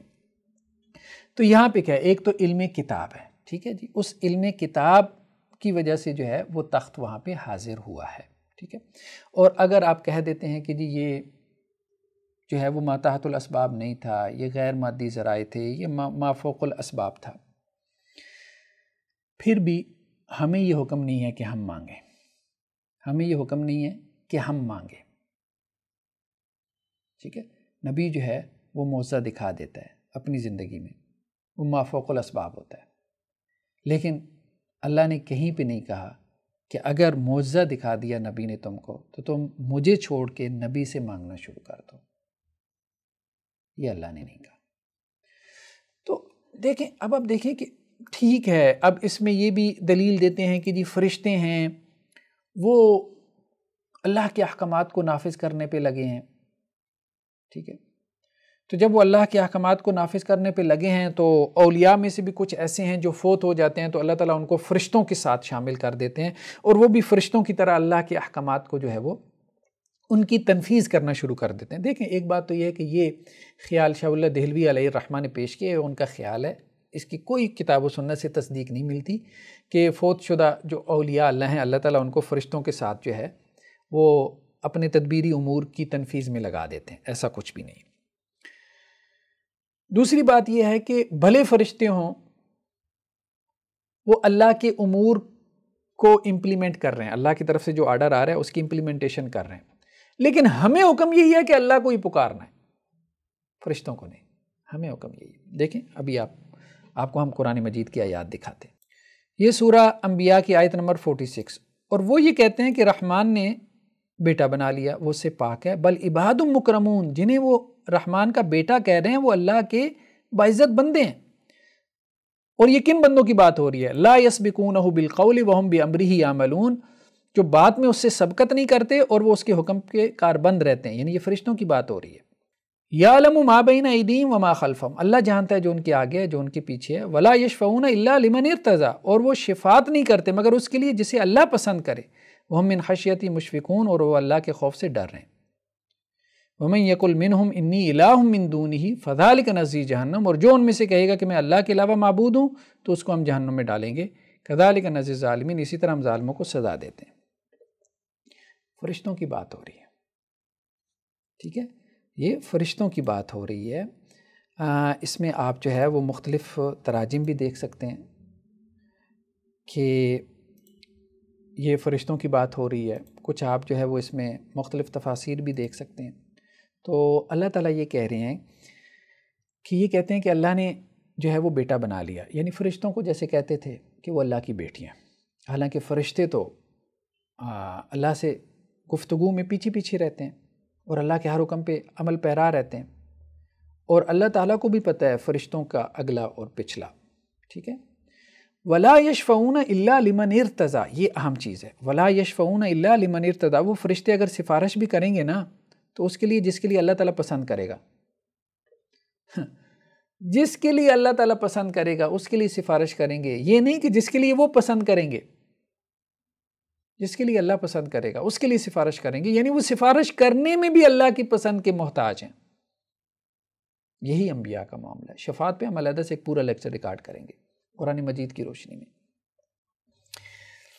وَهُم مِّن خَشْيَتِهِ مُشْفِقُونَ، اور وہ اللہ کے خشیت سے ڈرتے رہتے ہیں، یعنی جن کو انہوں نے معبود بنا لیا ہے، ٹھیک ہے، وہ اللہ کے بندے ہیں، وہ تو اللہ سے ڈرتے رہتے ہیں، ہر وقت اللہ سے ڈرتے رہتے ہیں، اور یہ ان کی عبادت پہ لگے۔ اب دیکھیں مشرکین مکہ فرشتوں کی کیا عبادت کرتے تھے؟ بت بنائے ہوئے تھے؟ بتائیں، بت بنائے ہوئے تھے؟ نہیں، بت تو نہیں بنائے تھے. یہی دعا کرنا، یہی تو عبادت تھی، اور کیا تھا؟ ان کو سفارشی ماننا اللہ کے ہاں کہ اللہ کی بیٹیاں، جیسے بیٹی جو ہے وہ اپنے باپ سے منوا ہی لیتی ہے، یہ عقیدہ تھا ان کا. تو کہا گیا کہ نہیں، وَلَا يَشْفَعُونَ إِلَّا لِمَنِ ارْتَضَىٰ، اگر وہ سفارش بھی کریں گے اللہ کی مرضی ہوگی تو کریں گے، اور جس کے حق میں اللہ کی مرضی ہوگی اس کے حق میں کریں گے. یہ ایسی ہے کہ جیسے ہم کسی کو جو ہے وہ انعام دلوا دیتے ہیں کسی کے ہاتھ. انعام جیسے میں نے دینا ہے کسی کو، ریوارڈ دینا ہے. مثال کے طور پہ میرے اسٹوڈنٹس ہیں، ایک کلاس ہے، ٹھیک ہے. اب میں نے بچوں کا امتحان لیا، اب اس میں کچھ بچوں نے اچھا پرفارم کیا، تو میں ان کو انعام دلوانا چاہتا ہوں، لیکن میں اپنے ہاتھ سے نہیں، کسی کے ہاتھ سے دلوا دیتا ہوں. یہ اللہ تعالیٰ کسی کو معاف کرنا چاہیں گے اس کی پرفارمنس دیکھ کے، تو درمیان میں کسی کے واسطے سے جو ہے وہ اس کو معاف کر دیں گے اللہ تعالیٰ. اس بات کو سمجھیں. ہمارے ہاں بہت ساری چیزوں میں جو ہے نا، اسی طرح اب آپ دیکھیں یہ جو قرآن مجید کی آیت ہے، وَجَعَلُوا الْمَلَائِكَةَ الَّذِينَ هُمْ عِبَادُ الرَّحْمَنِ إِنَاثًا، انہوں نے ملائکہ کو جو رحمان کے بندے ہیں عورتیں ٹھہرایا، اور انہوں نے فرشتوں کو کہ رحمان کے بندے ہیں عورتیں ٹھہرایا. ٹھیک ہے. اَشَهِدُوا خَلْقَهُمْ، کیا وہ ان کی تخلیق کے وقت حاضر تھے؟ سَتُكْتَبُ شَهَادَتُهُمْ وَيُسْأَلُونَ، تو اب ان کی شہادت لکھی جائے گی اور ان سے سوال کیا جائے گا. تو وہ فرشتوں کو جو ہے وہ اللہ کی جو ہے وہ بیٹیاں سمجھتے تھے، اور جیسے بیٹیاں لاڈ پیار سے اللہ سے منوا لیتی ہیں ایسے. تو اب وہ فرشتوں سے استغاثہ کرتے تھے. بھائی استغاثہ کرتے تھے فرشتوں سے، کوئی بت بنا کے ان کی پوجا نہیں کرتے تھے، ان کو مستحق عبادت نہیں سمجھتے تھے. بس یہ سمجھتے تھے کہ جیسے بیٹی جو ہے وہ اپنے باپ سے سفارش کر کے لاڈ پیار کر کے کوئی چیز جو ہے وہ نکلوا سکتی ہے، ایسے یہ بھی کر سکتے ہیں، تو ہمیں ان کو پکارنا ہے، ان کے ذریعے سے جو ہے وہ واسطہ ڈلوا کے اللہ سے کام نکلوانا ہے. اب آپ دیکھیں یہ سورہ صافات ہے، ٹھیک ہے. اس میں تو جنات کا بھی تذکرہ ہے. وَجَعَلُوا بَيْنَهُ وَبَيْنَ الْجِنَّةِ نَسَبًا، یہ احمد رضا خان صاحب کا ترجمہ ہے. اور اس میں یعنی اللہ میں اور جنوں میں انہوں نے رشتہ ٹھہرایا. وَلَقَدْ عَلِمَتِ الْجِنَّةُ إِنَّهُمْ لَمُحْضَرُونَ، حالانکہ جنوں کو معلوم ہے کہ وہ ضرور حاضر کیے جائیں گے. یعنی جنات اللہ کے رشتہ دار کہاں سے ہو گئے؟ قیامت والے دن وہ بھی اللہ کے سامنے حاضر ہوں گے، جیسے انسان حاضر ہوں گے. جیسے انسان جنت جہنم میں جائیں گے ایسے جنات بھی جنت جہنم میں جائیں گے. ٹھیک ہے. سورہ رحمان جو ہے وہ آپ اٹھا کے دیکھیں، دونوں سے خطاب ہے، انسانوں سے بھی اور جنات سے بھی. تو لیکن مشرکین مکہ میں کچھ لوگ ایسے تھے. پھر دیکھیں وَجَعَلُوا بَيْنَهُ وَبَيْنَ الْجِنَّةِ نَسَبًا، انہوں نے اللہ اور جنات کے درمیان بھی رشتہ داری نکال لی. ٹھیک ہے. اب اس رشتہ داری کی بنیاد پہ جنات سے استغاثہ کرتے تھے، مدد مانگتے تھے، دعائیں کرتے تھے. تو جنات سے استغاثہ ہو، ٹھیک ہے، یا فرشتوں سے استغاثہ ہو یا انسانوں سے استغاثہ ہو، بالکل بھی جائز نہیں ہے. مطلب وہی ہم نے یہ بنیاد تو ہم نے قائم کر دی ہے نا، اس بنیاد کو بس سامنے رکھیں. ایک ہے زندہ سے جو ہے وہ کوئی مدد طلب کرنا، اس لیے کہ اس میں شرک کا پہلو نہیں ہے، اس میں شرک کا پہلو نہیں ہے. لیکن جو موجود نہیں ہے، غیر حاضر ہے، ٹھیک ہے، اس سے استغاثہ کرنا. یعنی کوئی بندہ یہاں پہ ہے ہی نہیں، دنیا کے کسی دوسرے کونے میں بیٹھا ہے، آپ اس کو پکاری جا رہے ہیں، استغاثہ کر رہے ہیں، تو یہ بھی شرک ہے. جو فوت ہو چکا دوسری دنیا میں چلا گیا، اس سے استغاثہ کرنا یہ بھی شرک ہے. فرشتوں سے اور جنات سے استغاثہ کرنا یہ بھی شرک ہے. ہاں، خبر لینے میں جنات سے کوئی حرج نہیں ہے جب کہ وہ آپ کے آمنے سامنے ہوں. جیسے آپ کسی انسان سے سامنے خبر لے لیتے ہیں، کوئی حرج نہیں، یہ اور چیز ہے. استغاثہ جائز نہیں ہے کہ تم ہمارا جو ہے وہ کام کر دو. دیکھو اس طرح سے یہ کہنا کہ جی فرشتے جو ہے وہ اللہ تعالیٰ کے امور کے اوپر لگے ہوئے ہیں، ان کی امپلیمنٹیشن اللہ کے آرڈرز کی، تو اس لیے ہم ان سے مانگ سکتے ہیں. دیکھیں پھر تو ہر چیز ہی جو ہے وہ اللہ کے حکم پہ لگی ہوئی ہے. یہ قرآن مجید کی آیات دیکھیں. وَمَن يُرْسِلُ الرِّيَاحَ بُشْرًا بَيْنَ يَدَيْ رَحْمَتِهِ، ہوائیں جو ہے، ہوائیں جو آ کے بادلوں کو ہانک کے لا رہی ہیں اور بارشیں برسا رہی ہیں.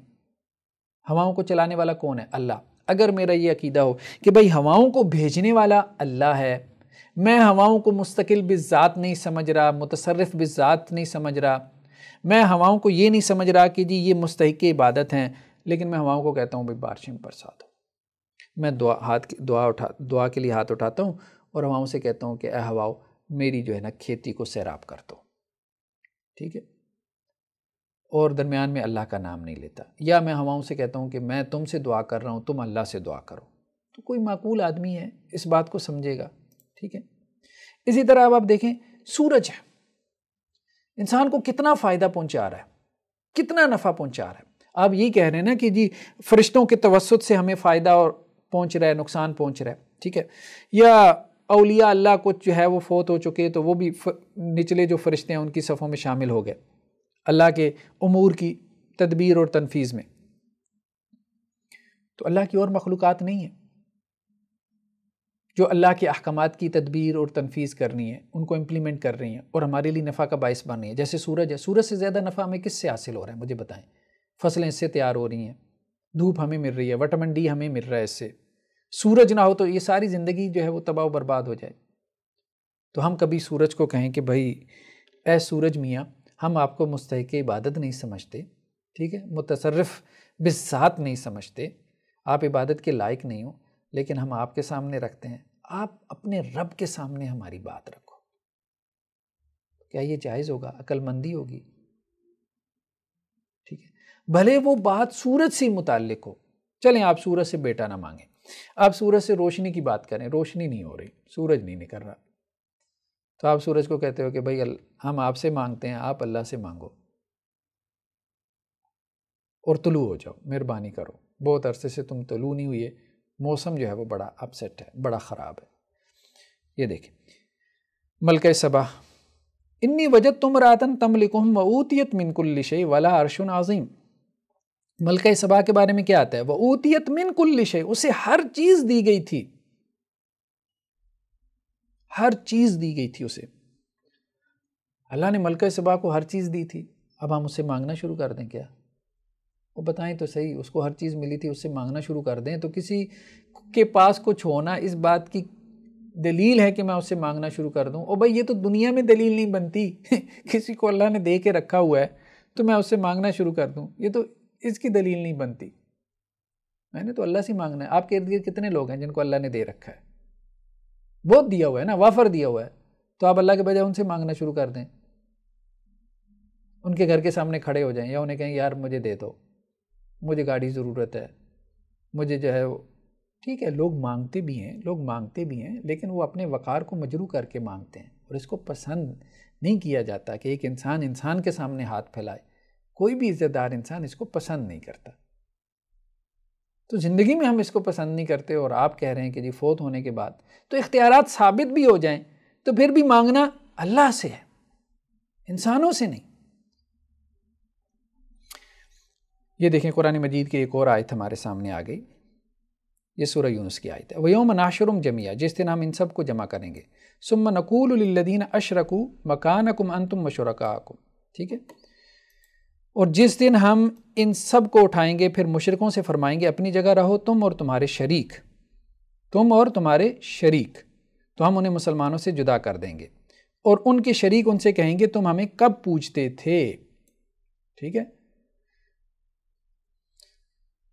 اللہ اکبر، اب یہ ترجمے ہیں، شریک بھی اٹھائے جائیں گے، اور وہ اللہ کے جو شریک تھے جن کو انہوں نے اللہ کا شریک بنایا ہوا تھا وہ بھی اٹھائے جائیں گے، پیش کیے جائیں گے، اور جو ان کی عبادت کرتے تھے وہ بھی پیش کیے جائیں گے، دونوں پیش ہوں گے۔ تو بھائی یہ بت کہاں تھے؟ یہ انبیاء اور اولیاء اور صالحین ہی ہیں، اس بات کو سمجھنے کی کوشش کریں، قرآن اس حوالے سے بہت واضح ہے، اس بات کو اچھے سے سمجھنے کی کوشش کریں، ٹھیک ہے۔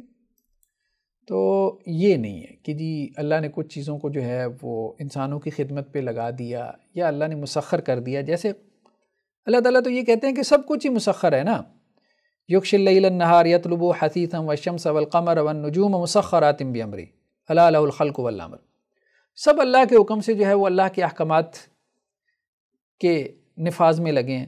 تو اب میں یہ کہوں کہ سورج چاند ستارے سب اللہ کے احکامات کے نفاذ میں لگے ہیں، تو جس طرح فرشتے لگے ہیں تو میں فرشتوں کو بھی پکاروں تو پھر ان کو بھی پکارنا شروع کر دوں، وہ بھی تو اللہ کا ہی حکم پورا کر رہے ہیں، اور میں ان کو مستحق عبادت نہ سمجھوں، پیچھے سمجھوں کہ اللہ تعالیٰ مستحق عبادت ہے۔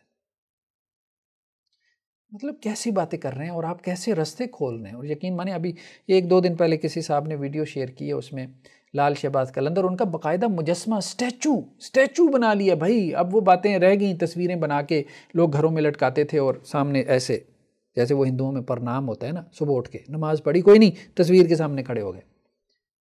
اب وہ باتیں دور رہ گئیں. اب اسٹیچوز بنا کے باقاعدہ جو ہے وہ ان کا طواف کیا جا رہا ہے، اولیاء اللہ کا، ان کے مزاروں کے اوپر. اور آپ کہتے ہیں شرک کوئی نہیں ہو رہا، شرک کوئی نہیں ہو رہا. پھر بھائی پھر شرک یہ نہیں ہے تو پھر کیا ہے دنیا میں شرک؟ اب ہمیں بات سمجھ میں نہیں آتی.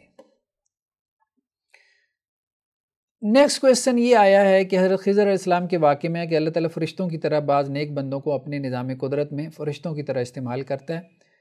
یہ بندے فرشتوں کی طرح کچھ اپنے اختیار تو نہیں رکھتے، یعنی اپنے اختیار سے تو کچھ نہیں کر سکتے، لیکن اللہ کی اجازت سے کر سکتے ہیں. بھائی اس پہ ہم تفصیلی گفتگو کر چکے ہیں کہ یہ شرک ہے، یہ شرک ہے. ہم نے کہا کہ صرف حضرت خضر علیہ السلام کا آپ کیوں لیتے ہیں؟ پہلی بات تو یہ ہے کہ یہ ثابت کریں کہ حضرت خضر نبی تھے، فرشتہ ہیں یا اللہ کے ولی تھے. یہی مسئلہ اختلافی ہے. ٹھیک ہے، تو اگر وہ فرشتہ ہیں یا اللہ کے نبی ہیں یا اللہ کے ولی ہیں، جو بھی ہیں، بہرحال حضرت خضر علیہ السلام جو ہیں اب اس دنیا میں نہیں ہیں، اس دنیا میں نہیں ہیں. وہ بھی کسی کہانی ہے کہ وہ اس دنیا میں ہیں، ہم اس پہ علیحدہ سے انشاءاللہ سے ویڈیو بنائیں گے. مان لیا کہ وہ فرشتے ہیں، اگر ہم اس رائے کو مان لیتے ہیں اور اللہ کے حکم سے جو ہے وہ اللہ کے آرڈرز کی امپلیمنٹیشن میں لگے ہیں، لیکن مجھے استغاثے کا حکم نہیں ہے، ان کو پکارنے کا حکم نہیں. مجھے یہ حکم ہے کہ تم نے اللہ سے مانگنا ہے. کیونکہ وہ اللہ کے احکامات کی تنفیذ کرنے والے ہیں. مانگنا میں نے اسی سے ہے، باقی اللہ تعالیٰ مجھے جس ذریعے سے بھی دے دے. ٹھیک ہے، مجھے ان سے مانگنے کا حکم نہیں ہے. یہی بات ہم نے کہی ہے کہ مشرکین مکہ کا یہی معاملہ تھا کہ وہ فرشتوں کو جو اللہ کی بیٹیاں بنا کے بیٹھے تھے، وہ جنات کی جو رشتہ داریاں اللہ سے ثابت کر رہے تھے، وہ بیسیکلی ان کو واسطہ ہی بنا رہے تھے، میڈیم بنا رہے تھے، ذریعہ بنا رہے تھے. اصل وہ اللہ کو ہی مان رہے تھے.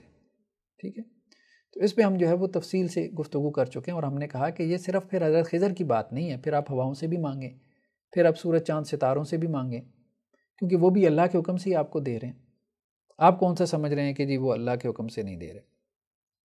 اور پھر ذات انوات کا ہم نے آپ کو قصہ سنایا کہ وہ جو صحابہ نے کہا تھا کہ اللہ کے وسلم ہمارے لیے بھی ایک درخت مقرر کر دیں جیسے مشرکین کا درخت تھا. تو اب کیا صحابہ کا خیال تھا کہ یہ خود سے ہمیں کچھ دے گا درخت؟ یہ تو کامن سینس کی بات ہے، یہ تو کوئی ہندو بھی عقیدہ نہیں رکھے گا کہ یہ بت مجھے خود سے دے گا. اس کا بھی یہ عقیدہ نہیں ہے. پوچھ لیں جا کے اس سے. ہم نے پچھلے لیکچر میں تفصیل سے فلاسفیز بیان کی ہیں اس کی. اس کا بھی یہ عقیدہ نہیں ہے. وہ اس بات کو سمجھتا ہے مٹی کا ڈھیر ہے، میں تو خود اس کو گنگا جمنا میں جا کے بہاتا ہوں، اٹھا کے پھینکوں تو ٹوٹ جائے، اس نے میری کیا مرادیں پوری کرنی ہے، یہ میرے کون سے نفع نقصان کا مالک ہے. وہ یہ نہیں سمجھتا کہ یہ بت اس کا چھوٹا سا، یہ اس کے نفع نقصان کا مالک ہے جس کو وہ اپنے جیب میں بھی ڈال لیتا ہے. ٹھیک ہے، جس کی چابی ختم ہو جاتی ہے، سیل ختم ہو جائے تو وہ بولنا بند کر دیتا ہے. تو کہنے کا مقصد یہ ہندو بھی نہیں سمجھتا، اس میں بھی اتنی کامن سینس ہے. وہ اصل میں اس کو اللہ کے ہاں سفارشی بنا رہے ہوتے ہیں، اس کو بھی نہیں، اس کے پیچھے جو ان کے ہاں اپنے نیک بندوں کا کانسیپٹ ہوتا ہے جو دنیا سے چلے گئے، جن کی یاد میں انہوں نے یہ بت بنا لیے.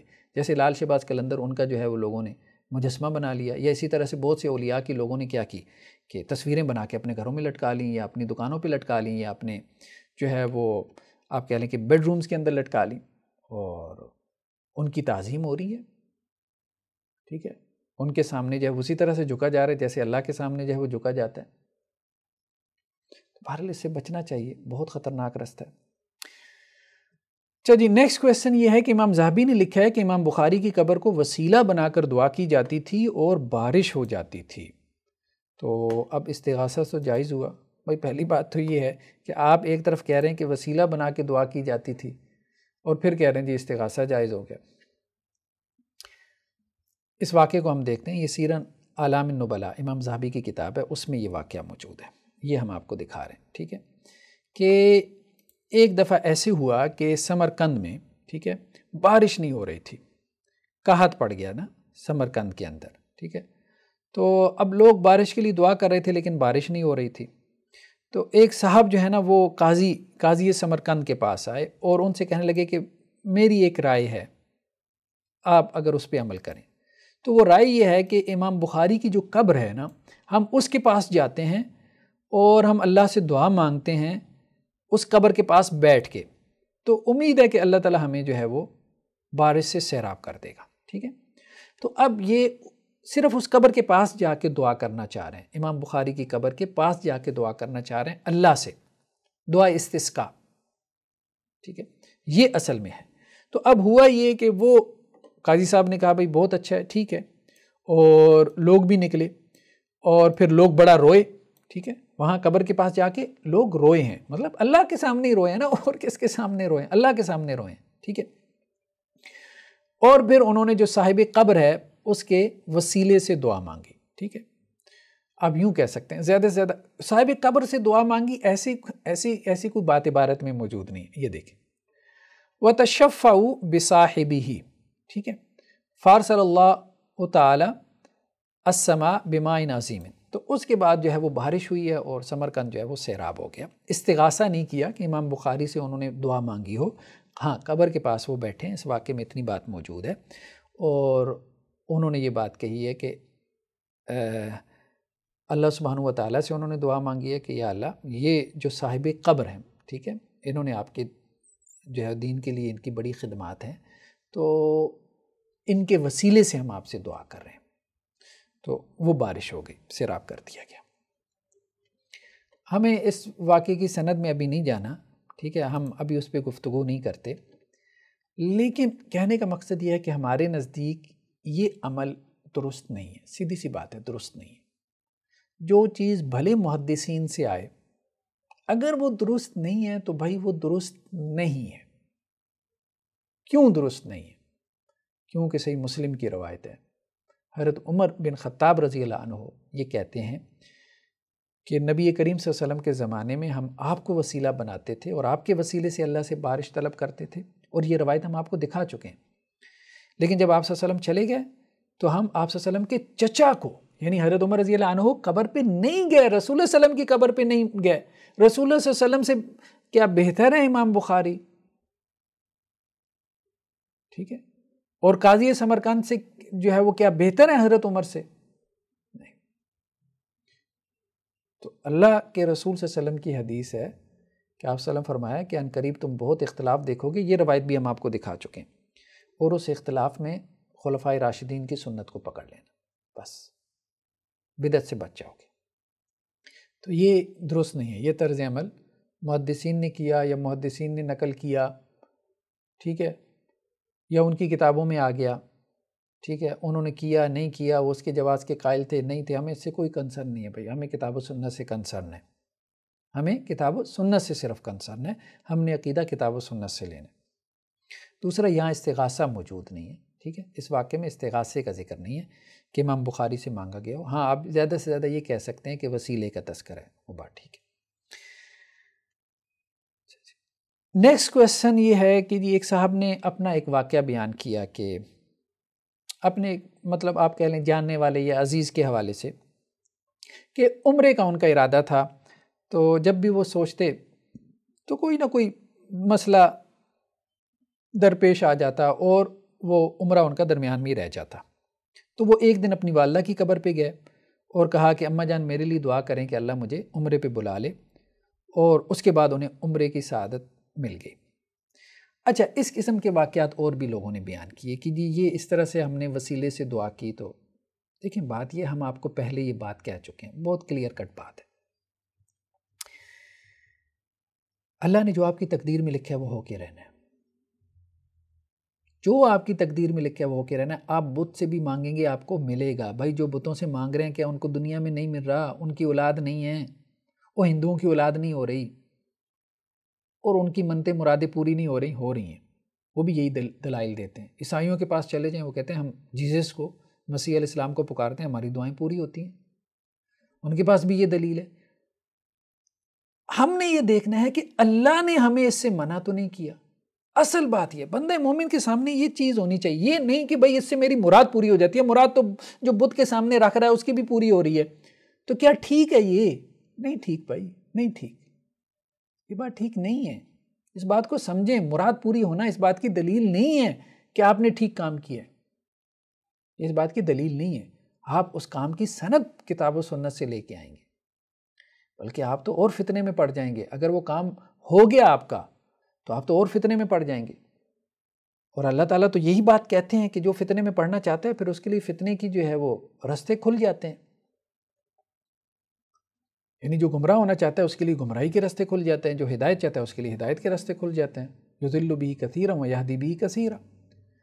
تو اس لیے ان چیزوں کو دلیل نہ بنائیں، ان چیزوں کو دلیل نہ بنائیں کہ جی یہ ہو گیا تو یہ اس بات کی دلیل ہے. کہ پہلی بات تو یہ کہ مجھے یہ بتائیں کہ کیا یہ چیز جو ہے جو آپ کا عمل ہے یہ دین کا مصدر ہے؟ نہیں ہے نا. اسی طرح ایک اور صاحب نے کہا کہ جی خواب جو ہے نا، خواب مجھے خواب میں آئی یہ بات کہ داتا صاحب میرے خواب میں آئے اور انہوں نے آ کے کہا کہ جی اس طرح سے تم یہ کام کرو تو تمہارا کام ہو جائے گا، اور میں نے کیا تو وہ ہو گیا. پہلی بات تو یہ ہے کہ کیا خواب دین کا مصدر ہے، سورس آف شریعہ ہے؟ مجھے خواب سے اللہ کا حکم معلوم ہوگا یا میرے لیے کتاب و سنت اصل ہے؟ پھر جو آپ کو خواب میں نظر آیا کیا وہ واقعتاً داتا صاحب تھے آپ کے بقول؟ ٹھیک ہے، شیخ علی حجویری علیہ الرحمہ تھے، یا وہ کوئی شیطان تھا جو آپ کو غلط راستے پہ ڈالنا چاہ رہا تھا؟ آپ کیسے مطلب اس میں کیسے تمیز کریں گے؟ آپ کیسے فرق کریں گے؟ تو ان چیزوں میں نہ پڑیں، ان چیزوں میں مت پڑیں. ٹھیک ہے، آپ کبھی اس کے اوپر ریسرچ کریں. نیئر ڈیتھ ایکسپیرینس، موت کے قریب جو لوگوں کو ایکسپیرینسز ہوتے ہیں، اس پہ بڑی ریسرچز ہیں ویسٹ میں، مغرب میں. تو یا لوگ کچھ مر جاتے ہیں پھر واپس آ جاتے ہیں، اس میں ایرانیوں کے ہیں اور لوگوں کے ہیں. ہر کسی کو اپنے عقیدے کے مطابق جو ہے وہ آگے عالم نظر آ رہا ہوتا ہے. اس پہ ریسرچز موجود ہیں. جو عیسائی ہے وہ اس کی مرنے کے بعد جو ہے وہ جیزس سے ملاقات ہوئی اور بڑا جو ہے اس کے لیے ویلکمنگ ماحول ہے. جو ہندو ہے اس کو اپنے عقیدے کے مطابق اگلی دنیا نظر آتی ہے نیئر ڈیتھ ایکسپیرینس میں. ان میں نہ جائیں، یہ کوئی سورس آف شریعہ نہیں ہے. ٹھیک ہے، سورس آف شریعہ جو ہے نا وہ صرف کتاب و سنت ہے. ہم نے کہا تھا کہ آپ حرام طریقے سے کمائیں گے، کمائی پھر بھی آ جائے گی، کمائی پھر بھی آ جائے گی، پیسہ تو آپ کو مل جائے گا. تو آپ کہتے ہیں جی پیسہ مل گیا مجھے، پیسہ مل گیا مجھے. آپ دعا کرتے ہیں یا اللہ میری لاٹری نکل آئے. اب آپ کی لاٹری نکل آتی ہے، آپ کہتے ہیں جی اب یہ جو ہے نا اس بات کی جو ہے وہ دلیل ہے کہ لاٹری جائز ہوگی. اس بات کی دلیل نہیں ہے. آپ کو لاٹری کتاب و سنت سے جو ہے اس کا جواز نکالنا پڑے گا.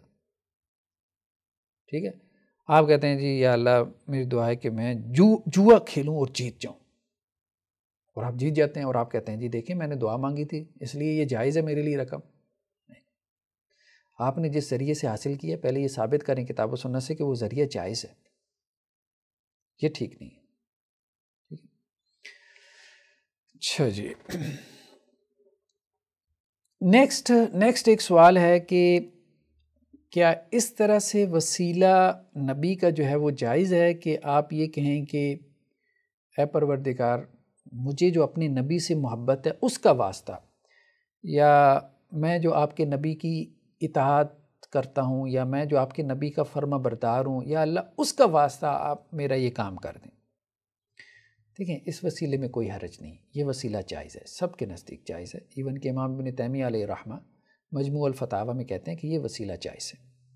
اور کسی نے مجھے کہا کہ مفتی طارق مسعود صاحب نے یہ بات کہی تھی کہ ہم اس معنی میں وسیلے کو مانتے ہیں. دیکھیں اگر وسیلے کا یہ معنی آپ کرتے ہیں تو اس میں کوئی حرج نہیں ہے، کوئی حرج نہیں کہ نبی کریم صلی اللہ علیہ وسلم کا اس طرح کا وسیلہ، بلکہ اس طرح کے وسیلے میں ہمیں بھی اپنی دعاؤں میں شامل کر لیں. بھائی ہمیں بھی کر لیں. اس کو سمجھیں یہ کیا ہے، یہ ہے کہ میں یہ کہتا ہوں اللہ سبحانہ و تعالیٰ مجھے جو آپ کے نبی سے محبت ہے. اب دیکھیں میری جو محبت ہے نبی سے وہ میرا فعل ہے، میرا ایک نیک عمل ہے، تو میں اپنے نیک عمل کا وسیلہ بنا سکتا ہوں. تو یا اللہ آپ کے نبی سے محبت کا واسطہ، یعنی میری جو آپ کے نبی سے محبت ہے اس کا واسطہ، یہ میں اپنے عمل کا واسطہ ہی پیش کر رہا ہوں. کیونکہ محبت ایک فعل ہے نا، ایکشن آف دی ہارٹ ہے، فعل القلب ہے، افعال القلوب میں سے ہے. ٹھیک ہے، تو ٹھیک ہے، کوئی حرج نہیں، کوئی حرج نہیں، ایسے وسیلے سے دعا مانگنے میں کوئی حرج نہیں. نیکسٹ ایک کویشچن ہے کہ امام احمد بن حنبل توسل کے قائل تھے. دیکھیں امام احمد بن حنبل کے بارے میں کچھ چیزیں ایسی ملتی ہیں کہ وہ توسل کے قائل تھے. باقی 3 ائمہ جو ہے وہ توسل کے قائل نہیں تھے، مطلب ان سے ثابت کرنا ممکن نہیں ہے، ٹھیک ہے، بلکہ منع والی چیزیں شاید کچھ مل جائیں. تو امام احمد بن حنبل جس توسل کے قائل تھے، تو وہ ہمیں بات جو سمجھ میں آتی ہے وہ اسی توسل کے قائل تھے کہ یہ جیسے نبی سے محبت کا جو وسیلہ ہے، ٹھیک ہے، یا نبی کی اطاعت کا جو وسیلہ ہے، اس معنی میں وہ توسل کے قائل تھے، اور اس میں میرے خیال میں کوئی حرج نہیں ہے. اگر اس کے علاوہ وہ کسی اور معنی میں توسل کے قائل تھے، دیکھیں آپ ثابت بھی کر دیتے ہیں، تو ہمیں اس سے بھائی کوئی کنسرن نہیں ہے. ہم یہی کہیں گے کہ وہ ٹھیک نہیں ہے، ہمارے نزدیک وہ ٹھیک نہیں ہے، وہ وسیلہ جو ہے وہ ہمارے نزدیک ٹھیک نہیں ہے، شرک نہیں ہے، وسیلہ شرک نہیں ہے. ہم یہ بات پہلے کر چکے ہیں کہ نبی کے وسیلے سے دعا کرنا یہ شرک نہیں ہے، لیکن بہرحال یہ بات سنت سے ثابت نہیں ہے. کم از کم اس کو کہا جا سکتا ہے کہ اس کے اوپر بدعت کا جو ہے وہ اطلاق ہوتا ہے. لیکن امام احمد بن حنبل علیہ الرحمہ تو وہ جس توسل کے قائل تھے، تو وہ ہمیں یہی بات سمجھ میں آتی ہے کہ وہ یہ کہتے تھے، یا ان کے کہنے کا مفہوم یہی تھا کہ نبی سے آپ کو جو تعلق ہے اس کا آپ واسطہ دے سکتے ہیں، یا نبی کی آپ جو فرما برداری کرتے ہیں، جو آپ کی اتباع سنت ہے، اس کا آپ واسطہ دے سکتے ہیں. اس میں کوئی حرج نہیں. نیکسٹ کویشچن یہ ہے کہ ہم اذان کے بعد جو دعا مانگتے ہیں یا سنتے ہیں، اس میں وسیلے کا تذکرہ ہے، اس سے کیا مراد ہے؟ دیکھیں وہاں وسیلہ مانگنے کا ذکر ہے، اور وہ بھی رسول اللہ صلی اللہ علیہ وسلم کے لیے. اس دعا کے الفاظ ہم آپ کو دکھاتے ہیں، یہ دیکھیں. اللہم رب هذه الدعوۃ التامہ والصلاۃ القائمہ آت محمدا الوسیلۃ والفضیلہ. اے اللہ محمد صلی اللہ علیہ وسلم کو وسیلہ اور فضیلت دے. تو یہ فضیلت سے پتہ چل رہا ہے کہ یہ وسیلہ کیا ہے؟ ایک مقام ہے، ایک مرتبہ ہے جو آپ صلی اللہ علیہ وسلم کو آخرت میں ملے گا، ٹھیک ہے. بلکہ بعض روایات میں بھی ہے، جیسے یہ صحیح مسلم کی روایت ہے، ٹھیک ہے، کہ یہ جنت میں ایک درجے کا نام ہے جو اللہ کے بندوں میں صرف ایک بندے کے لائق ہے، اور مجھے امید ہے کہ وہ بندہ میں ہی ہوں. جس نے میرے لیے اللہ تعالیٰ سے وسیلے کی دعا کی، اس کے لیے میری شفاعت واجب ہو گئی، ٹھیک ہے. یعنی یہ جو ہم اذان کے بعد دعا میں وسیلہ مانگتے ہیں نا، یہ ہم رسول اللہ صلی اللہ علیہ وسلم کے لیے وسیلہ مانگتے ہیں. یعنی اس وسیلے سے مراد ایک مقام ہے، ایک مرتبہ ہے جو رسول اللہ صلی اللہ علیہ وسلم کو ملے گا آخرت میں، اور کسی کو نہیں ملے گا. اور آپ صلی اللہ علیہ وسلم فرمایا جو میرے لیے اس مقام اور مرتبے کی دعا کرتا ہے کہ وہ مجھے ملے، تو اس کے لیے میری شفاعت واجب ہو گئی، ٹھیک ہے. شفاعت پہ ہم علیحدہ سے گفتگو کریں گے. تو یہ اس معنی میں وسیلہ نہیں ہے جس معنی میں ہم گفتگو کر رہے ہیں وسیلے کی. اچھا، اب ایک اور کویشچن جو کہ اہم ہے، آپ یوں سمجھ لیں کہ ایک سیکنڈ لاسٹ کویشچن ہے کہ شرک کے جو مرتکب ہیں، جو شرک کا ارتکاب کرتے ہیں، تو ان سے دعا سلام کرنا، ان کے پیچھے نماز پڑھنا، یا ان کی نماز جنازہ پڑھنا، یا ان سے نکاح کرنا، یا ان کے لیے دعائیں مغفرت کرنا، یا رحمہ اللہ وغیرہ کہہ دینا، یہ کیسا ہے؟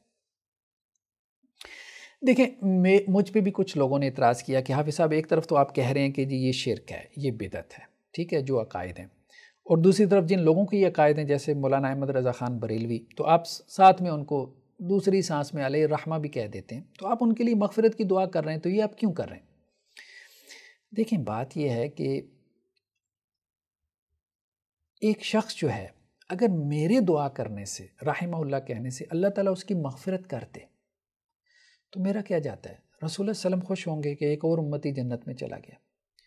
لیکن اگر ایک شخص نے جو ہے وہ کوئی تعویل کر کے کتاب و سنت میں اپنے لیے شرک کو ثابت کر لیا، یا شرک کو توحید بنا دیا، اس کو اللہ تعالیٰ اس پہ پکڑنا چاہیں تو میں 70 مرتبہ بھی دعا استغفار کروں گا تو اس کو کوئی فائدہ نہیں پہنچے گا. تو اس میں کوئی پریشانی کی کیا بات ہے؟ تو دیکھیں بات یہ ہے، جب تک ہم لوگوں کو مسلمان سمجھ رہے ہیں نا، ایک بات ذہن میں رکھیں، جب تک ہم لوگوں کو مسلمان سمجھ رہے ہیں تو ہمارے لیے ان کے لیے دعا کرنا جائز ہے، اور ان کی نماز جنازہ پڑھنا بھی جائز ہے.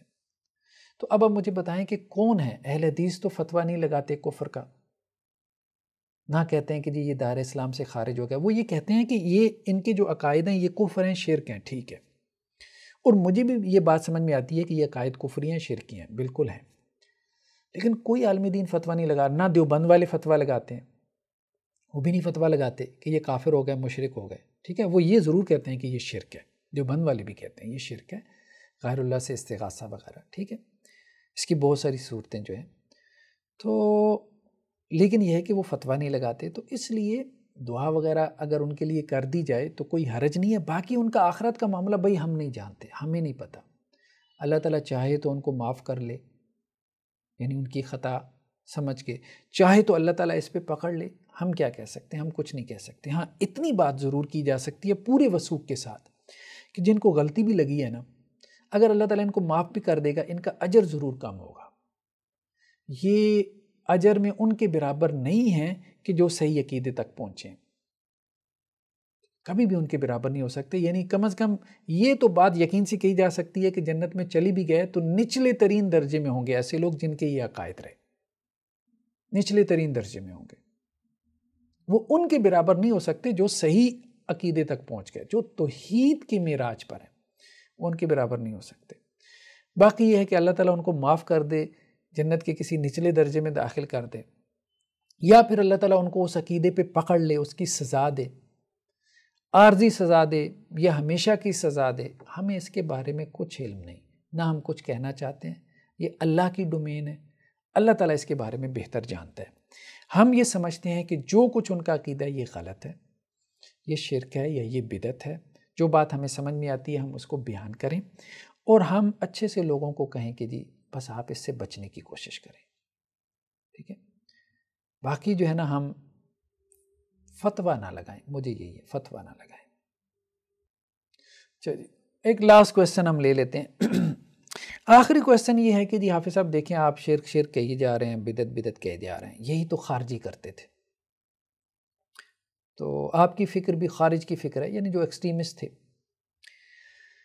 دیکھیں بات یہ ہے کہ خارجی جو ہے نا یہ نہیں کرتے تھے کہ وہ شرک کو شرک کہتے تھے، کفر کو کفر کہتے تھے، وہ بلکہ اس کو کافر ہی بنا دیتے تھے، دار اسلام سے خارج کر دیتے تھے۔ وہ کہتے تھے بھائی اس کے پیچھے نماز نہیں ہوتی، اس کا جنازہ جائز نہیں ہے، اور جو ہے نا یہ واجب القتل ہے، اس کی گردن اڑا دو کیونکہ یہ کافر اور مرتد ہو گیا، اور اس سے نکاح جائز نہیں ہے۔ یہ خارجی اصل میں کرتے تھے، اور بدقسمتی سے میں آپ کو بتاؤں حقیقت یہی ہے، ہمارے بریلوی بھائیوں کو یہ بہت بری لگے گی، لیکن ریالٹی یہی ہے کہ یہ کام مولانا احمد رضا خان بریلوی صاحب نے کیا، اور اس کے باوجود ہم کہہ رہے ہیں کہ اللہ تعالیٰ ان کو معاف کرے، اللہ ان کو معاف کر دے۔ اور بریلوی بھائیوں کو ہماری نصیحت یہی ہے کہ ان کے فتاویٰ سے، ایسے فتاویٰ سے دور رہیں۔ ان کے ایسے فتاویٰ نے سختی پیدا کی ہے، اور اسی سختی کا نتیجہ ہم اب دیکھ رہے ہیں بہت سے بریلوی تنظیموں میں، کہ وہ ہجوم کی طرح جس طرح سے پھٹتے ہیں اور لوگوں کا قتل ہو رہا ہے معمولی معمولی باتوں پہ، کوئی ثبوت بھی نہیں ہے، ٹھیک ہے، بے حرمتی اور توہین کا الزام لگا کے ایک مجمع جو ہے وہ بندے کو نہ صرف قتل کر دیتا ہے، بلکہ وہ ابھی جو حالیہ جو واقعہ ہوا اس میں تو وہ 10 انگلیاں اس بیچارے کی کاٹی ہیں، وہ جو ذہنی معذور تھا، ٹھیک ہے، اور اس کو درخت کے ساتھ لٹکایا ہے۔ آج دن کے واقعات ہیں۔ یہ ساری سختی کہاں سے آئی ہے؟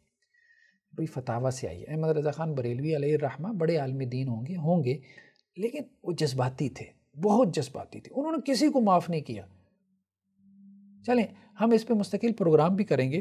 تو انہوں نے تو باقاعدہ کفر کے فتوے لگائے، انہوں نے سارے اہل حدیث، سارے غیر مقلد، سارے وہابی، سارے دیوبندی سب کافر بنا دیے، بلکہ کہا کہ جو بریلوی سنی ان کو کافر نہ مانے وہ بھی کافر یہاں تک وہ چلے گئے۔ وہ فتاویٰ رضا خان جو ہے، فتاویٰ رضویہ جسے ہم کہتے ہیں، مولانا احمد رضا خان کا جو فتاویٰ ہے وہ آج پبلش ہو رہا ہے، اسی طرح سے پبلش کیے جا رہے ہیں۔ بھئی اس کو ایڈٹ کر کے پبلش کریں، اب وہ ماحول نہیں رہے گا کہ آپ یہ فتاویٰ پبلش کریں، اس سے انتہا پسندی جو ہے وہ معاشرے میں جنم لے گی۔ ہمارا کام یہ ہے کہ ہم شرک کو شرک کہیں، کفر کو کفر کہیں، بدعت کو بدعت کہیں۔ دیکھیں ہم حکم نہیں لگاتے، ہم جیسے میں اب ٹھیک ہے میں اپنی نسبت رکھتا ہوں مسلک اہل حدیث کی طرف، ٹھیک ہے، تو اب دیکھیں ہم تو نہیں حکم لگا رہے، نہ ہم لگانا چاہتے ہیں، ٹھیک ہے۔ ہاں یہ بات درست ہے کہ جی آپ کے محلے میں جو ہے وہ اگر ایک مسجد جو ہے وہ اہل حدیث کی ہے، ایک دیوبند کی ہے، ایک بریلوی کی ہے، تو اب ظاہری بات ہے کہ آپ اہل حدیث کی مسجد کی طرف جائیں گے اگر آپ اہل حدیث ہیں، آپ دیوبند ہیں تو دیوبند کی مسجد کی طرف جائیں گے، بریلوی ہیں تو بریلوی کی مسجد کی طرف جائیں گے، ٹھیک ہے۔ تو وہ پریفر تو آپ کرتے ہی کرتے ہیں، لیکن یہ ہے کہ نماز اگر آپ کسی کے پیچھے پڑھ لیتے ہیں کہ جو اہل بدعت میں سے ہے، یا وہ اپنے عقیدے کی تعویل کر رہا ہے، کتاب و سنت سے اس کو ثابت کر رہا ہے، حالانکہ وہ عقیدہ ثابت نہیں ہو رہا، تو آپ کی نماز ہو جاتی ہے۔ باقی یہ ہے کہ بہتر ہے کہ امام اسی کو بنانا چاہیے جو صحیح العقیدہ ہو۔ تو ہم یہ بات کر رہے ہیں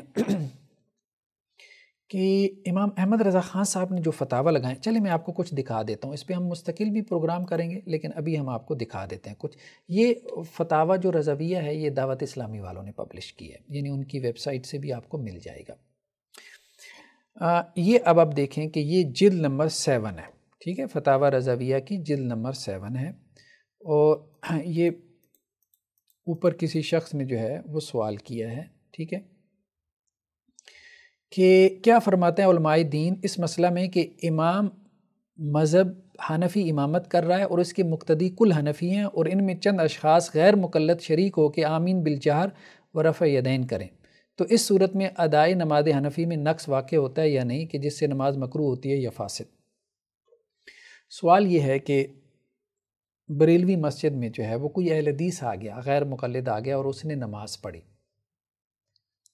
تو اب حنفی کی نماز ہوئی کہ نہیں؟ مطلب یہ نہیں کہ اہل حدیث کی ہوئی کہ نہیں، اب ذرا فتوے کا لیول چیک کریں، سختی کا لیول۔ ہمیں لوگ کہتے ہیں کہ ہم خارجی ہیں، دیکھیں میں پھر یہ کہوں گا غیر متعصب ہو کے سوچیں، تو یہ سختی جو ہے نا آپ کے مسلک میں بھی آئی ہے، ٹھیک ہے اہل حدیث میں سختی ہے، مان لیا ہے، ٹھیک ہے، یعنی اہل حدیث کے ایک گروپ میں سختی ہے، ایک گروپ کی بات کر رہا ہوں، سارے سخت نہیں ہیں، وہ بھی ایسی فتوے ان کے ہاں آپ کو مل جائیں گے، ویسے اتنے سخت نہیں ہیں ان کے ہاں بھی، صحیح میں آپ کو بتاؤں اتنے سخت فتوے جتنے احمد رضا خان صاحب نے دیے ہیں مجھے کسی کے ہاں نہیں ملے، بر صغیر پاک و ہند میں، سب کانٹیننٹ میں، باقی سختی آپ کو مل جاتی ہے، مختلف گروہوں میں مل جاتی ہے۔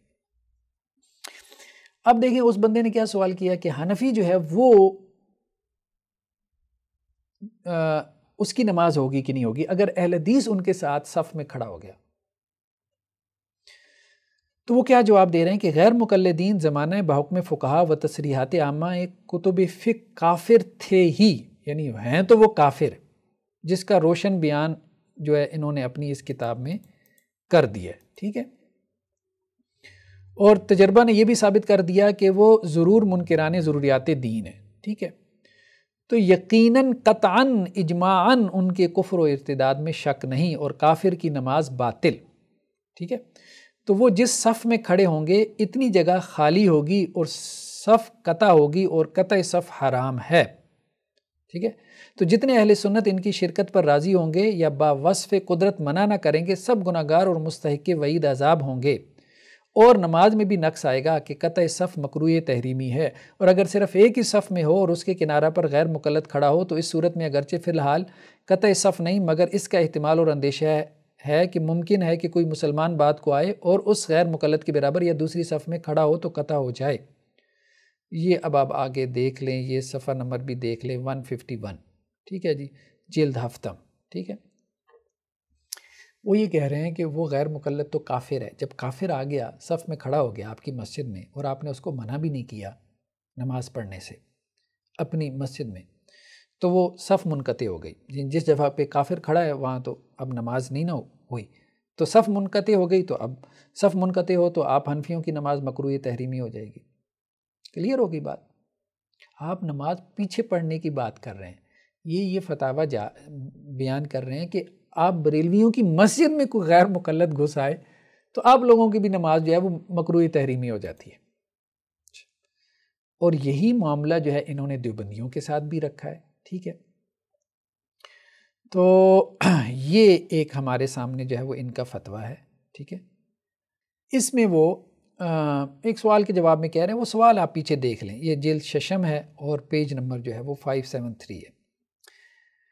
دیوبندی عقیدے والوں کے پیچھے نماز باطل محض ہے، ہوگی نہیں، فرض سر پر رہے گا، اور ان کے پیچھے پڑھنے کا شدید عظیم گناہ ہے، یعنی دیوبندی کے پیچھے اگر آپ نے نماز پڑھ لی آپ کی نماز نہیں ہوئی، یعنی بریلوی کی نماز نہیں ہوئی بلکہ گناہ بھی ملے گا، ٹھیک ہے، اور کتب فقہ سے حوالے دے رہے ہیں جن کتب فقہ کو وہ مانتے ہیں، یعنی ان کے اپنی فقہ کے لوگ ہیں دیوبندی۔ اچھا کیا کہہ رہے ہیں؟ علاوہ امام محقق علی الاطلاق فتح القدیر، آگے شرح ہدایہ میں ہمارے تینوں ائمہ مذاہب امام اعظم اور امام ابو یوسف اور امام محمد رضی اللہ عنہم سے نقل فرماتے ہیں کہ اہل بدعت کے پیچھے نماز جائز نہیں، اس میں سب برابر ہیں، نماز پنجگانہ خواہ جمعہ یا عید یا جنازہ یا تراویح، کوئی نماز ان کے پیچھے ہو ہی نہیں سکتی، بلکہ اگر ان کو قابل امامت یا مسلمان جاننا بھی درکنار ان کے کفر میں شک ہی کرے تو خواہ کافر ہے، یعنی جو دیوبندیوں کے کفر میں شک کرے وہ بھی کافر ہے، ٹھیک ہے؟ تو یہ بات کہہ رہے ہیں۔ آگے کہہ رہے ہیں کہ جی علماء حرمین نے جو ہے وہ اتفاق فرمایا ہے ان کے کفر کے اوپر، لمبی چوڑی بحث ہے، ٹھیک ہے؟ تو دیوبندیوں کو بھی انہوں نے کافر بنا دیا، اور پھر کہا کہ جی غیر مقلد کو تو اپنی مسجد میں نہ گھسنے دو، اور دیوبندی کے پیچھے تمہاری نماز ہی نہیں ہوگی۔ یہ صورتحال ہے۔ اب مجھے بتائیں سوشل بائیکاٹ کس نے کیا ہے؟ خارجی فکر کس نے پھیلائی ہے؟ ذرا دل پہ ہاتھ رکھ کے بتائیں۔ ٹھیک ہے آپ کی ایک مسلک کے ساتھ وابستگی ہے، رہی ہوگی، ہم یہی کہتے ہیں جو جس مسلک کے ساتھ ہے۔ دیکھیں آپ کے مسلک میں خوبیاں بھی ہوں گی لیکن کچھ خامیاں بھی ہیں۔ آپ کا مسلک صحابہ کا مسلک نہیں ہے۔ آپ کے بڑے علماء جو ہے وہ معصوم نہیں ہیں، انبیاء نہیں ہیں، زبان سے آپ یہی کہتے ہیں، جو ان کی غلط باتیں آپ کہیں غلط ہیں، اور باقاعدہ کہیں کہ جی یہ فتاوی رضویہ میں سے ایسی باتیں کاٹنی چاہیے، ورنہ رد عمل میں دوسرے لوگ بھی یہی جو ہے وہ فتاوی جاری کریں گے۔ اب اہل حدیث جب فتاوی جاری کرتے ہیں جی بریلوی کے پیچھے نماز نہ پڑھیں، اور بعض اہل حدیث علماء کہتے ہیں بریلوی کے پیچھے نماز نہ پڑھیں، کیونکہ ریاکشن ہی پیدا کرتا ہے، رد عمل ہی پیدا کرتا ہے۔ ہم چاہتے ہیں کہ یہ رد عمل ختم ہو، ہم ایک پیار محبت کی فضا میں آ کے ایک دوسرے سے ڈائلاگ کریں، سمجھنے سمجھانے کی کوشش کریں، ریاکشن سے نکل کے، مسلکی تعصب اور بائسنس سے نکل کے۔ تو یہ ہماری دعوت ہے۔ بہرحال اب کسی کو اچھی لگے بری لگے وہ ایک علیحدہ بات ہے۔ اچھا جی، اب ایک اور یہ فتویٰ ہے، اب ذرا اس فتوے پہ ذرا غور کریں، مطلب کیا فقاہت ہے، مطلب چلیں بہرحال آپ اس کو دیکھ لیں۔ اب میں ایسے کوئی لفظ نہیں بولنا چاہتا، آپ ذرا اس فتوے کو بس پڑھ لیں، کیونکہ جو ان سے ایک تعلق رکھتے ہیں، یار آپ ذرا تھوڑا غور کریں، اس فتوے کے الفاظ پہ ذرا غور کریں۔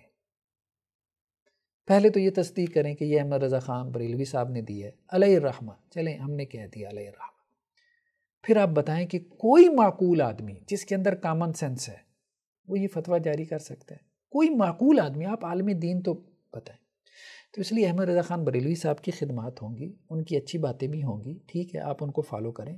جو ان کی باتیں اس قابل نہیں ہیں ان کو ان کی کتابوں سے نکالیں، ان سے اعلان برات کریں، اس عصبیت سے نکلیں، اللہ کے دین کو پہچانے، اس عصبیت سے نکلیں گے پھر ہی صحیح معنوں میں آپ حق کے متلاشی کہلائیں گے، ورنہ تو مسلک کی عصبیت ہے، ساری مسلکوں کی عصبیت میں پڑی ہوئی ہیں۔ یہ فتویٰ دیکھیں جی، یہ کہہ رہے ہیں جی غیر مقلدوں کے ساتھ تعلقات رکھنا اور ان کے ساتھ رشتہ ناتا اپنے لڑکے لڑکی کا جائز ہے یا حرام؟ یعنی غیر مقلد کو اگر آپ نے اپنی لڑکی دینی ہو، ٹھیک ہے، اچھا اگر یہاں تک جواب ہوتا نا تو کوئی حرج نہیں تھی کہ جی لڑکی دینا جائز نہیں ہے۔ ذرا جواب سنیں، غیر مقلدوں سے میل جل حرام ہے اور ان سے مناکحت ناجائز، ٹھیک ہے، یہاں تک ہم نے کہا چلیں یہ سختی کر لیتے۔ یہ پیج نمبر 510 ہے اور یہ جلد یازدم ہے، ٹھیک ہے، فتاوی رضویہ یا رضویہ جو بھی ہے۔